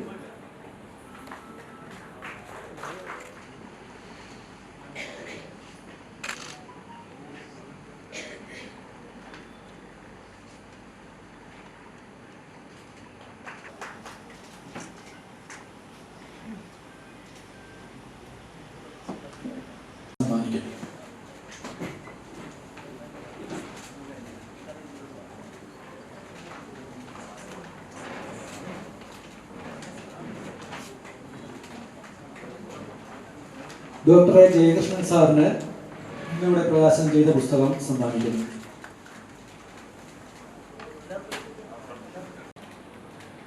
ഡോക്ടർ ജി ഗോപകുമാർ സാറിന് അഭയം ആർജവം എന്ന ഗ്രന്ഥം സമ്മാനിക്കുന്നു.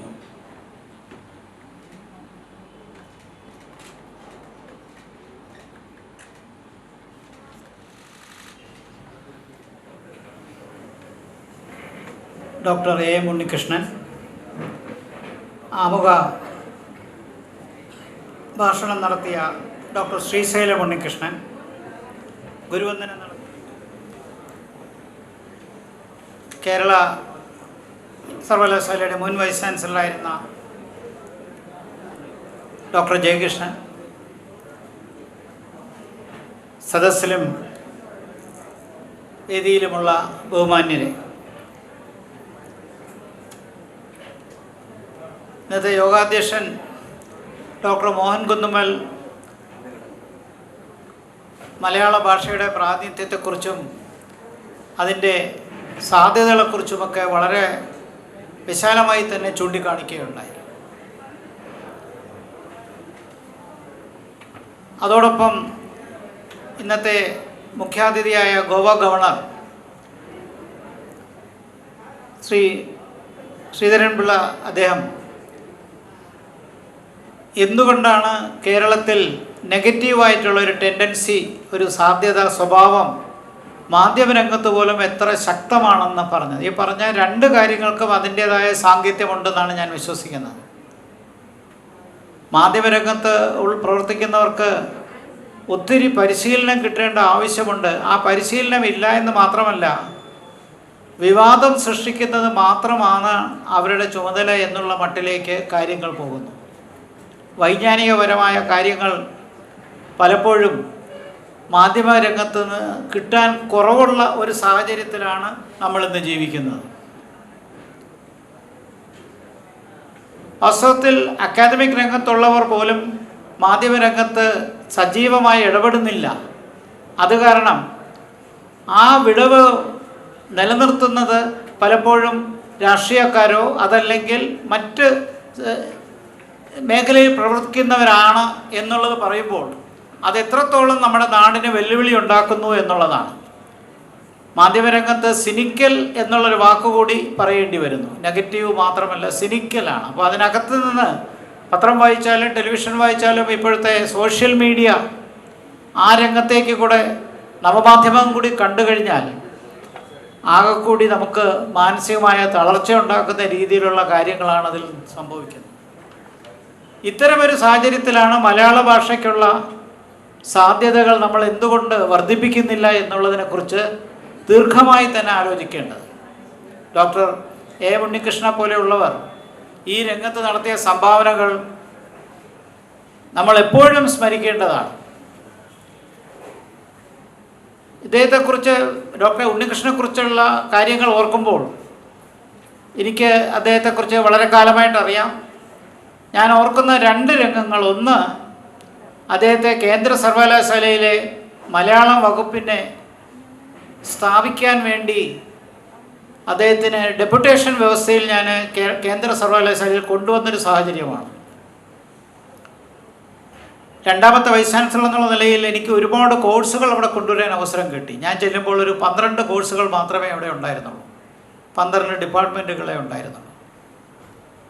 മറ്റൊരു 15 ഡിപ്പാർട്ട്മെൻറ്റുകൾ തുടങ്ങാനുള്ളൊരു ഭാഗ്യം എനിക്ക് ലഭിച്ചു. അതിൽ ഒരു പ്രത്യേക ഡിപ്പാർട്ട്മെൻറ്റ് ഞാൻ ഓർക്കുന്നത് മലയാളം മാത്രമല്ല, പബ്ലിക് ഹെൽത്ത് ഉൾപ്പെടെ ശാസ്ത്ര, മാനവിക എല്ലാ വിഷയങ്ങളിലും സ്ഥാനം നൽകുന്ന, പ്രാധാന്യം നൽകുന്ന വകുപ്പുകൾ കൊണ്ടുവരാൻ കഴിഞ്ഞപ്പോൾ മലയാളം കൊണ്ടുവന്നില്ലല്ലോ എന്ന് പെട്ടെന്നുള്ള ചിന്ത എൻ്റെ മനസ്സിൽ വന്നു. ഞാനത് അതിൻ്റെ വേണ്ടപ്പെട്ട ബോഡിയിൽ പറഞ്ഞപ്പോൾ, ആ യോഗത്തിൽ പറഞ്ഞത്, യൂണിവേഴ്സിറ്റിയുടെ പേര് തന്നെ കേരള കേന്ദ്ര സർവകലാശാല എന്നാണ്. എന്നിട്ട് അവിടെ മലയാളം ഡിപ്പാർട്ട്മെൻ്റ് ഇല്ലെങ്കിൽ പിന്നെ ഏത് വകുപ്പാണ് വരേണ്ടത്? അങ്ങനെയാണ് ആ വകുപ്പ് തുടങ്ങിയത്. അധ്യാപകരെ അതിന് ശേഷമേ റിക്രൂട്ട് ചെയ്യാൻ പറ്റത്തുള്ളൂ. അപ്പോൾ അത് സ്ഥാപിക്കാൻ അന്നത്തെ സാഹചര്യത്തിൽ മാത്രമല്ല, ഇന്നും ഡോക്ടർ എ ഉണ്ണികൃഷ്ണ പോലെ സംഭാവന ചെയ്ത മറ്റൊരാളില്ല. അതുകൊണ്ട് തന്നെ അദ്ദേഹത്തിന് അതിനുള്ള അവസരം കൊടുത്തു. പക്ഷേ 2 വർഷം കഴിഞ്ഞ് സർവകലാശാല റെഗുലർ റിക്രൂട്ട്മെൻറ്റിലേക്ക് പോയപ്പോൾ അദ്ദേഹത്തിന് കുടുംബപരമായ, വ്യക്തിപരമായ സാഹചര്യങ്ങളുടെ പരിമിതി മൂലം, നമുക്കറിയാം അദ്ദേഹത്തിന് 2 മക്കളും പുറത്താണ്.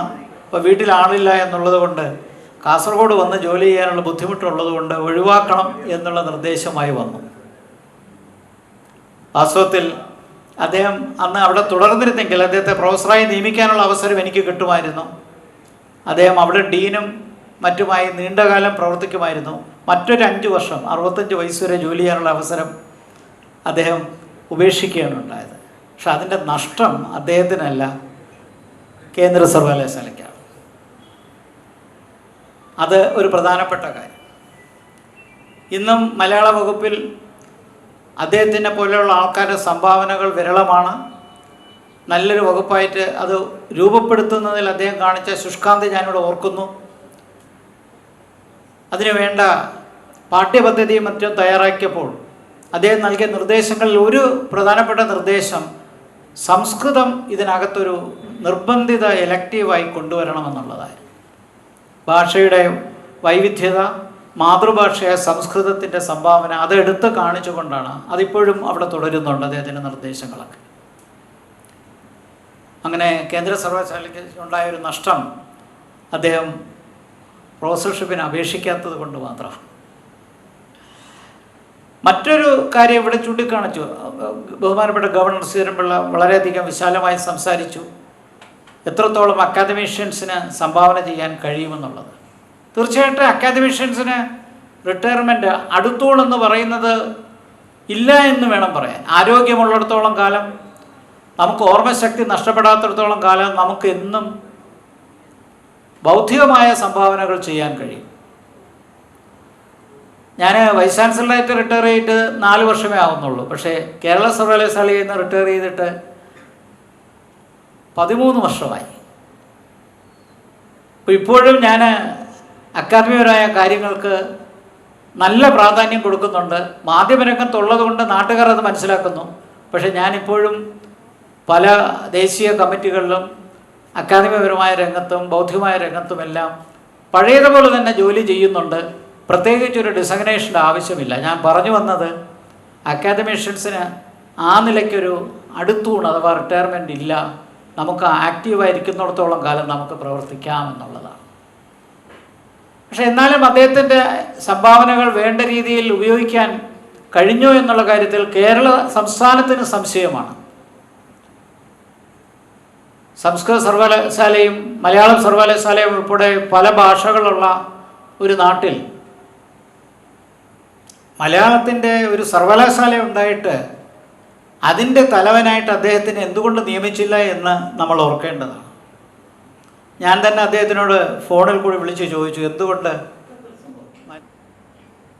അപൂർവമായ എക്സെപ്ഷൻസ് ഇല്ല എന്നല്ല, പക്ഷെ പലപ്പോഴും കഴിഞ്ഞ കുറേ വർഷങ്ങളായിട്ട് ഒരു 30 വർഷമായിട്ടെങ്കിലും ഈ അധപതനത്തിലേക്ക് കേരളം പോയി. അതും നമ്മുടെ കേരളത്തിൻ്റെ നെഗറ്റീവ് ട്രെൻഡിൻ്റെ കൂട്ടത്തിലാകണം, ആ കണക്കിൽ വരും. ഇല്ലെങ്കിൽ ഡോക്ടർ എ ഉണ്ണികൃഷ്ണൻ പോലുള്ള ഒരാൾ കേരളത്തിലെ മലയാള സർവകലാശാലയുടെ നേതൃത്വം വഹിക്കാനുള്ള പദവിയിൽ എന്തുകൊണ്ട് വന്നില്ല? അദ്ദേഹത്തിന് ഒരു പക്ഷേ താല്പര്യം കാണത്തില്ലായിരിക്കാം. പക്ഷേ അത് അവിടെയും നഷ്ടം മലയാള ഭാഷയ്ക്ക് തന്നെയാണ്, കേരളത്തിന് തന്നെയാണ്. അപ്പോൾ ചുരുക്കത്തിൽ പ്രവർത്തിക്കാൻ മേഖലകൾ ഇപ്പോഴുമുണ്ട്, അതിനിയും ഉണ്ടാകും. ബൗദ്ധിക രംഗത്ത് ഒരുപാട് സംഭാവനകൾ ചെയ്തിട്ടുണ്ട്. അദ്ദേഹത്തിൻ്റെ കീഴിൽ ഡോക്ടറേറ്റ് എടുത്ത 29 പേരുടെ കാര്യമെടുപ്പം, അദ്ദേഹം എഴുതിയ 200ഓളം ഗ്രന്ഥങ്ങളുടെ കാര്യം പറഞ്ഞു, രചന രംഗത്ത് അദ്ദേഹത്തിൻ്റെ സംഭാവനകളെ കുറിച്ച് പറഞ്ഞു. അപ്പോൾ ഒരു വൈവിധ്യതയുള്ള മേഖലയിൽ പ്രവർത്തിക്കാൻ ഇനിയും അദ്ദേഹത്തിന് കഴിയും. അതിനുള്ള സാഹചര്യമുണ്ട്. ഇവിടെ അധ്യക്ഷ വഹിച്ച മുഹമ്മദ് നബൽ സാർ പറഞ്ഞ ഒരു പ്രധാനപ്പെട്ട കാര്യം, തിരുവനന്തപുരത്തിന് ഒരു പ്രത്യേകതയുണ്ട്. അന്നും ഇന്നും അക്കാദമിയുടെ കാര്യത്തിന് നല്ല പ്രാധാന്യവും മൂല്യവും കൊടുക്കുന്ന ഒരു നഗരമാണ് തിരുവനന്തപുരം. ഞാനിവിടെ ജനിച്ചു വളർന്ന ഒരാളാണ്. അതുകൊണ്ട് മറ്റെവിടെ പോകുമ്പോഴും, മറ്റേത് സംസ്ഥാനങ്ങളിലോ ഏത് രാജ്യത്തോ പോകുമ്പോഴും തിരുവനന്തപുരം എന്ന് പറയുമ്പോൾ അതിൻ്റെ ആ ഒരു ബൗദ്ധിക രംഗത്തുള്ള സംഭാവന, അക്കാദമി രംഗത്തുള്ള പ്രവർത്തനം വളരെയധികം ശ്രദ്ധിക്കപ്പെടും. അതുകൊണ്ട് ഉണ്ണികൃഷ്ണൻ സാറിൻ്റെ സംഭാവനകൾ ഇനിയും സജീവമായി ഈ നഗരത്തിലുണ്ടാകും. പറഞ്ഞത് വളരെ ശരിയാണ്. പ്രാഥമിക പഠനം മാത്രമേ അതിൻ്റെ ഒരു കാരണം ഇവിടെ തൊഴിലവസരങ്ങൾ വ്യവസായപരമായി വളരാത്തതിൻ്റെ, സേവന മേഖല വളരാത്തതിൻ്റെയൊക്കെ കുഴപ്പങ്ങളുണ്ട്. അതുകൊണ്ടാണ് നമ്മുടെ ആൾക്കാരൊക്കെ പുറത്തെ ജോലിക്ക് വേണ്ടി പോവുകയും അവിടെയൊക്കെ പ്രവർത്തിക്കുകയൊക്കെ ചെയ്യുന്നത്. അതല്ലായിരുന്നെങ്കിൽ ഈ നാടിനെ ഒരിക്കലും നമ്മൾ മറക്കില്ല. നമ്മുടെ ഏറ്റവും അടുത്ത് കിടക്കുന്ന സംസ്ഥാനമായ തമിഴ്നാടിൻ്റെ ഇനിയും സംഭാവന നൽകാൻ ഡോക്ടർ ഉണ്ണികൃഷ്ണനെ പോലെയുള്ള വ്യക്തിത്വങ്ങൾക്ക് കഴിയും. ഭാവിയിലും അദ്ദേഹത്തിൻ്റെ സംഭാവനകൾ വേണം. കൈരളിക്ക്, കേരളത്തിൻ്റെ കൈരളിക്ക്, മലയാളത്തിന് ഡോക്ടർ എ ഉണ്ണികൃഷ്ണൻ്റെ സംഭാവനകൾ ഇനിയും വേണ്ടതാണ്. അതിനു വേണ്ട ഊർജവും ആർജവും അദ്ദേഹത്തിലുണ്ട് എന്ന് അദ്ദേഹത്തിൻ്റെ ഗ്രന്ഥത്തിൻ്റെ ടൈറ്റിൽ കൂടി ഉദ്ധരിച്ചുകൊണ്ട് ഞാൻ പറയുന്നു. ഇനിയും അത്തരം സംഭാവനകൾ ഉണ്ടാകണം. ഞങ്ങളതെല്ലാം കാത്തിരിക്കും. അതിനുവേണ്ടിയുള്ള ഒരുപാട് അവസരങ്ങൾ അദ്ദേഹത്തിന് ഇനിയും ഉണ്ടാകട്ടെ എന്ന് ആശംസിച്ചുകൊണ്ട് പ്രാർത്ഥിച്ചുകൊണ്ട് എൻ്റെ വാക്കുകൾ അവസാനിപ്പിക്കുന്നു. നന്ദി, നമസ്കാരം. Thank you sir. അടുത്തതായി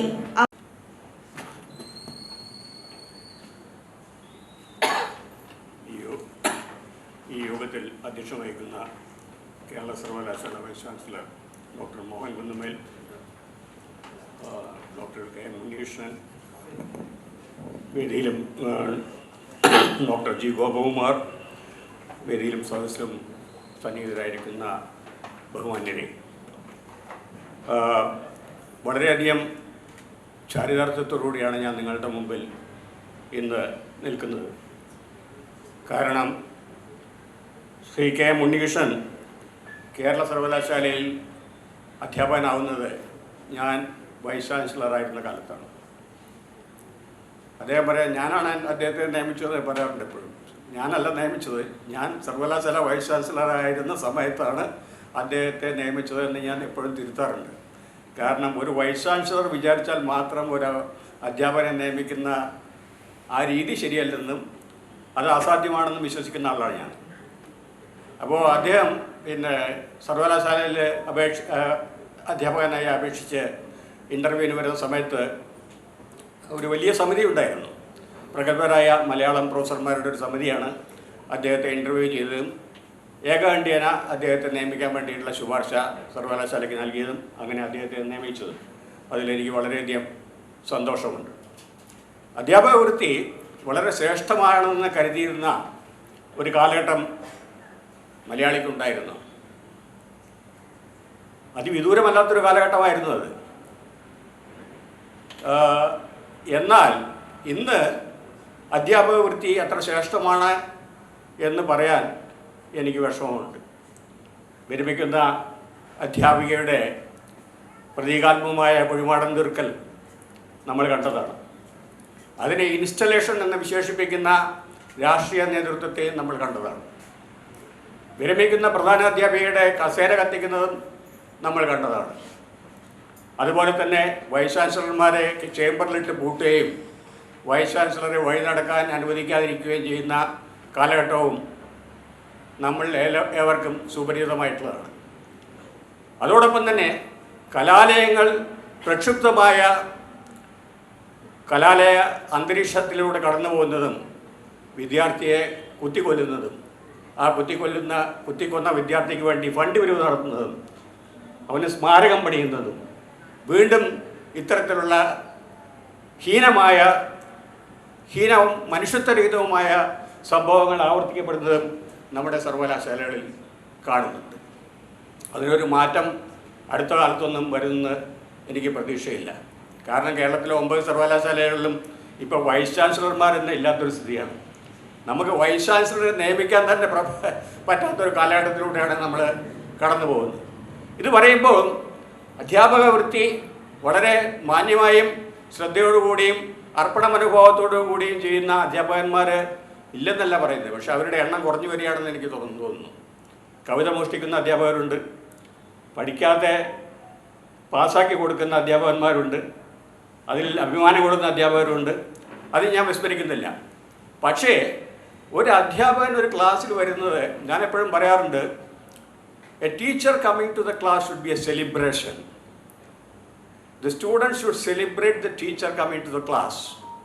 അതാണ് അധ്യാപകൻ എന്ത് പഠിപ്പിക്കുന്നു എന്നുള്ളതല്ല, എങ്ങനെ പഠിപ്പിക്കുന്നു എന്നുള്ളതാണ് പ്രാധാന്യം. കാരണം ഇന്ന് വിജ്ഞാനം എന്നുള്ളത് നിങ്ങൾക്ക് ഏത് വിധേനയും കരസ്ഥമാക്കാവുന്ന ഒരു സംഗതിയായി മാറിയിരിക്കുകയാണ്. ഗൂഗിളിൽ സെർച്ച് ചെയ്ത് കഴിഞ്ഞെന്ന് വെച്ചാൽ ഏത് വിഷയത്തെക്കുറിച്ചും ആധികാരികമായിട്ടുള്ള പഠനങ്ങൾ നമുക്ക് ലഭ്യമാകുന്നുണ്ട്. പക്ഷേ ഒരു അധ്യാപകൻ ഒരു ക്ലാസ് എടുക്കുന്ന സമയത്ത് ആ വിഷയം എങ്ങനെ പഠിപ്പിക്കുന്നു, എന്ത് പഠിപ്പിക്കുന്നതിനേക്കാൾ കൂടുതൽ എങ്ങനെ പഠിപ്പിക്കുന്നു എന്നുള്ളതിനെ ആശ്രയിച്ചാണ് അധ്യാപകൻ്റെ വിജയം അവിടെ സാധ്യമാകുന്നത്. ഞാൻ കുട്ടിക്കാലത്ത് പറഞ്ഞു കേട്ടിട്ടുണ്ട്, മഹാരാജാസ് കോളേജിൽ ഒരു കൂട്ടം മലയാള അധ്യാപകരുണ്ടായിരുന്നു. അതിൽ വളരെ പ്രധാനപ്പെട്ട നമ്മുടെ മലയാളത്തിലെ വളരെ പ്രഗത്ഭന്മാരായിട്ടുള്ള എഴുത്തുകാരായിട്ടുള്ള ആൾക്കാരായിരുന്നു ഒന്ന് അധ്യാപകരായിട്ടുള്ളത്. ജി ശങ്കരക്കുറുപ്പ് ഒന്ന്, അദ്ദേഹത്തിൻ്റെ മരുമകനായിട്ടുള്ള M Achuthan, M Krishnan Nair, M Leelavathi, Sukumar Azhikode, ഇവരെല്ലാവരും ഒരുമിച്ച് മലയാള വിഭാഗത്തിൽ മഹാരാജാസ് കോളേജിൽ അധ്യാപകരായിരുന്ന ഒരു കാലഘട്ടം ഉണ്ടായിരുന്നു. അത് ആരോ സൂചിപ്പിച്ചതുപോലെ നമ്മുടെ അതിനായിട്ടുള്ള ഗവർണറാണ് സൂചിപ്പിച്ചതെന്ന് തോന്നുന്നു, എം കൃഷ്ണൻ നായർ സാർ ഉണ്ടായിരുന്നു. അപ്പോൾ ജി ശങ്കരക്കുറുപ്പ് സാറിൻ്റെ ക്ലാസ് കഴിഞ്ഞ് പോകുമ്പോൾ അടുത്ത് വരുന്നത് സുകുമാർ അഴീക്കോടായിരിക്കും. അപ്പോൾ ജി വിമർശിക്കപ്പെടുന്നു എന്നുള്ള ഗ്രന്ഥത്തിൻ്റെ കർത്താവായി അദ്ദേഹം ജിയെ നിശിതമായി വിമർശിക്കുന്നു. അതിനുശേഷം അദ്ദേഹത്തിൻ്റെ മരുമകനായിട്ടുള്ള എം അച്യുതൻ ക്ലാസ്സിൽ വരുന്നു, അദ്ദേഹം ജിയെ ഡിഫെൻഡ് ചെയ്യുന്നു. അതിനുശേഷം എം ലീലാവതി വരുന്നു, അവർ വിമർശാത്മകമായിട്ടുള്ള ഒരു ക്ലാസ് എടുക്കുന്നു. അപ്പോൾ ഈ ക്ലാസ് മലയാള ഡിപ്പാർട്ട്മെൻറ്റ് നടക്കുന്ന സമയത്ത് ഞാൻ മഹാരാജാസ് കോളേജിൽ പഠിച്ചിട്ടില്ല, ഞാൻ കേട്ടിട്ടുള്ള കാര്യമാണ് പറയുന്നത്. മറ്റുള്ള ക്ലാസ്സുകളിലെ കുട്ടികളെല്ലാവരും കൂടി ഈ ക്ലാസ്സിൻ്റെ പുറത്ത് ഇത് കേൾക്കാൻ വേണ്ടി നിൽക്കുകയാണ്. ജി ശങ്കരക്കുറുപ്പിൻ്റെ പ്രഭാഷണവും എം അച്യുതൻ്റെ പ്രഭാഷണവും അഴീക്കോടിൻ്റെ പ്രഭാഷണവും എം ലീലാവതിയുടെ പ്രഭാഷണവും ഒക്കെ കേൾക്കാൻ വേണ്ടി മറ്റ് വിഭാഗങ്ങളിൽ മലയാള വിദ്യാർത്ഥികളല്ലാത്ത മഹാരാജാസിലെ വിദ്യാർത്ഥികൾ തടിച്ചു കൂടുമായിരുന്നു എന്ന് ഞാൻ കേട്ടിട്ടുണ്ട്. ഇതാണ് ഒരു അധ്യാപകൻ്റെ വിജയം എന്ന് പറയുന്നത്, മനസ്സിലായില്ലേ? അപ്പോൾ ആ ഒരു കാലഘട്ടത്തിൽ നിന്ന് നമ്മൾ വളരെ ചുരുക്കം നേരത്തെ സൂചിപ്പിച്ചതുപോലെ ഒരു അധ്യാപകൻ ഏത് യൂണിവേഴ്സിറ്റിയിലാണ് പഠിപ്പിക്കുന്നത് എന്നുള്ളതിനെ കുറിച്ചിട്ട് നമുക്ക് ചിലപ്പോൾ അറിയപ്പെടില്ല. പക്ഷേ ആ സർവകലാശാലയിൽ ആ അധ്യാപകൻ പഠിപ്പിക്കുമ്പോൾ അവിടേക്ക് കുട്ടികൾ ആകർഷിക്കപ്പെടുകയാണ്. അത് ഏത് സർവകലാശാല ആയിക്കോട്ടെ. ഇപ്പോൾ വളരെ പ്രഗത്ഭനായിട്ടുള്ള ഒരു അധ്യാപകൻ ഒരു പ്രത്യേക വിഷയത്തിൽ ഒരു സർവകലാശാലയിൽ പഠിപ്പിക്കുന്നുണ്ടെങ്കിൽ ആ സർവകലാശാല വളരെ ഔന്നത്യത്തിലല്ലെങ്കിലും ആ സർവകലാശാലയുടെ ആ പഠന വിഭാഗത്തിലെ ആ അധ്യാപകൻ്റെ അടുത്തേക്ക് ഗവേഷണ വിദ്യാർത്ഥികൾ പോയിക്കൊണ്ടിരിക്കും. കാരണം അവിടെ ശരിയായിട്ടുള്ള ഗവേഷണം നടക്കുന്നുവെന്നും അതുകൊണ്ട് അവർക്ക് മെച്ചപ്പെടുണ്ടാവുമെന്നും ഉള്ള ഒരു ധാരണ ഉള്ളതുകൊണ്ടാണ് അങ്ങനെ സംഭവിക്കുന്നത്. അപ്പോൾ ശ്രീ കെ എം ഉണ്ണികൃഷ്ണനെ പോലുള്ള അധ്യാപകർ വളരെ ചാരിതാർത്ഥ്യമുള്ള ഒരു വിദ്യാർത്ഥി സമൂഹത്തെ കെട്ടിപ്പടുക്കാനും ഗവേഷണ സമൂഹത്തെ കെട്ടിപ്പടുക്കാനും അദ്ദേഹം ഗ്രന്ഥകാരനായിരുന്നു, എഡിറ്ററായിരുന്നു, പ്രഭാഷകനായിരുന്നു, മികച്ച അധ്യാപകനായിരുന്നു, വിചക്ഷണനായിരുന്നു. എല്ലാം കൊണ്ടും തികഞ്ഞ ഒരു അധ്യാപകനായിട്ടാണ് ശ്രീ കെ എം ഉണ്ണികൃഷ്ണനെ എല്ലാവരും കാണുന്നത്. അദ്ദേഹത്തിൻ്റെ വിദ്യാർത്ഥികളും അതുപോലെ ഇങ്ങനെ ഒരു പരിപാടി സംഘടിപ്പിച്ച് അദ്ദേഹത്തിന് ഒരു യാത്രയപ്പ് നൽകുന്നതിന് വേണ്ടി ഇത്ര ചിട്ടയോടും മടുപ്പോടും കൂടി ഇങ്ങനെ ഒരു സംഗമം നടപ്പാക്കിയതിൽ എനിക്ക് വളരെയധികം സന്തോഷമുണ്ട്. അതിന് എന്നെ ക്ഷണിച്ച ശ്രീശൈലം ഉണ്ണികൃഷ്ണനോടും ഡോക്ടർ കെ എം ഉണ്ണികൃഷ്ണനോടും ഞാൻ നന്ദി രേഖപ്പെടുത്തുന്നു. അദ്ദേഹത്തിൻ്റെ പുസ്തകത്തിൽ ഒരു ചാപ്റ്റർ എന്നെ കൊണ്ട് ഒരു ചെറിയ ലേഖനം അദ്ദേഹത്തെക്കുറിച്ച് എഴുതണമെന്ന് പറഞ്ഞ് ഞാൻ അത് എഴുതിയിട്ടുണ്ട്. ചാരിതാർത്ഥ്യമായ നിയമനം എന്നാണ് അതിൻ്റെ തലക്കെട്ട്. ഞാൻ എന്തുകൊണ്ട് ശ്രീ ഉണ്ണികൃഷ്ണനെ അത്രയധികം ഇഷ്ടപ്പെടുന്നുവെന്നും അദ്ദേഹത്തെ സർവകലാശാലയിലെ അധ്യാപകനായി നിയമിക്കാൻ എനിക്ക് സാധിച്ചു എന്നുള്ളതിൻ്റെ ചാരിതാർത്ഥ്യം കൂടി ഞാൻ അതിൽ രേഖപ്പെടുത്തിയിട്ടുണ്ട്. അപ്പോൾ ഡോക്ടർ കെ എം ഉണ്ണികൃഷ്ണന് എല്ലാവിധ ഭാവുകങ്ങളും നേരുന്നു. ഇനിയും അദ്ദേഹത്തിൻ്റെ മലയാളത്തിലുള്ള സാഹിത്യ വിമർശനങ്ങളും സാഹിത്യ പഠനങ്ങളും വീണ്ടും വീണ്ടും ഉണ്ടാകട്ടെ എന്ന് ആശംസിച്ചുകൊണ്ട് നിർത്തുന്നു. നന്ദി, നമസ്കാരം. ഡോക്ടർ എ എം ഉണ്ണികൃഷ്ണൻ സാറിന് അദ്ദേഹത്തിൻ്റെ ഗവേഷക വിദ്യാർത്ഥികൾ സമർപ്പിക്കുന്ന ആദരോപഹാരമായ ആർജവം വാക്കിലും കർമ്മത്തിലും എന്ന കൃതി ഇവിടെ പ്രകാശിതമായി. ആ പുസ്തകം ഉണ്ണികൃഷ്ണൻ സാറിന് സമർപ്പിക്കുന്ന ചടങ്ങാണ് ഇനി നടക്കുന്നത്. ഈ പുസ്തകത്തിൻ്റെ എഡിറ്ററായ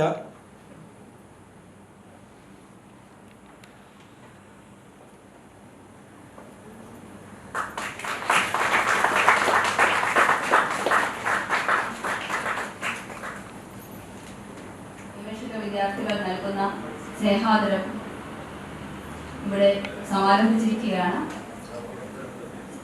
നാം ഒരു ഏകദിന സെമിനാർ തന്നെ ആണ് അതിന് അധ്യക്ഷനായിരിക്കുന്ന കേരള സർവകലാശാല vice chancellor doctor Mohan Kunnummal sir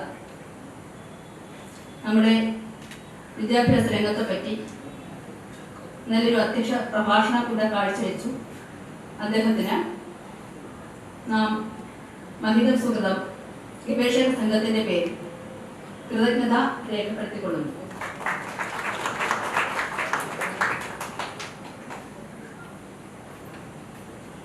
മഹിതം സുഹൃതം ഏകദിന സെമിനാർ ഇവിടെ ഉദ്ഘാടനം നടത്തിയത് ആദരണീയനായ ഗോവ ഗവർണർ നല്ലൊരു എഴുത്തുകാരൻ കൂടിയായ അദ്ദേഹം അത് സമ്മാനിക്കുകയും ചെയ്തു. അങ്ങനെയുള്ള അദ്ദേഹത്തിൻ്റെ സന്നിധാനം ഇവിടെ വളരെയധികം പ്രധാനപ്പെട്ടതായിരുന്നു. അദ്ദേഹത്തിന് ഹൃദയത്തിൻ്റെ ഭാഷയിൽ വളരെ ആദരവോടുകൂടി നന്ദി പ്രകാശനം ചെയ്തു.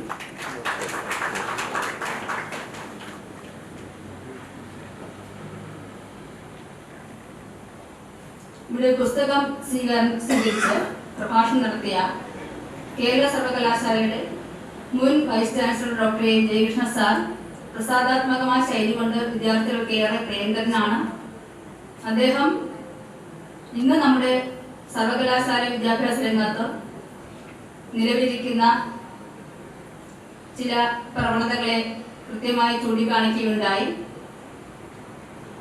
അത് വരും കാലങ്ങളിൽ തീർച്ചയായും മാറ്റിയെടുക്കും എന്നുള്ള ഒരു പ്രതിജ്ഞാബദ്ധത പുതിയ തലമുറയ്ക്കുണ്ടാകും എന്ന് തന്നെ പ്രതീക്ഷിക്കുന്നു.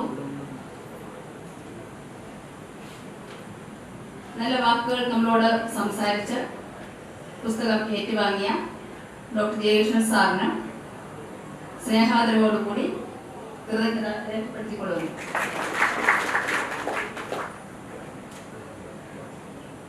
നാം ഇവിടെ പ്രകാശിപ്പിച്ച അഭയം ആർജവം പുസ്തകം സ്വീകരിച്ച് നല്ലൊരു പ്രഭാഷണം ഇവിടെ കാഴ്ചവെച്ച കേന്ദ്ര സർവകലാശാല മുൻ വൈസ് ചാൻസലർ കൂടിയായ പ്രൊഫസർ ജി ഗോപകുമാർ സാറിന് സ്നേഹാദരപൂർവ്വം മഹിതം സുഹൃതം ഗവേഷക സംഘത്തിന്റെ പേരിൽ കൃതജ്ഞത അർപ്പിക്കുന്നു. ഇവിടെ സ്വാഗത പ്രഭാഷണം കാഴ്ചവെച്ച പ്രശസ്ത നിരൂപകനായ ഡോക്ടർ ശ്രീശൈലം ഉണ്ണികൃഷ്ണ സാറാണ് നമ്മുടെ ഗുരുനാഥന്റെ പ്രഥമ ഗവേഷക ശിഷ്യൻ.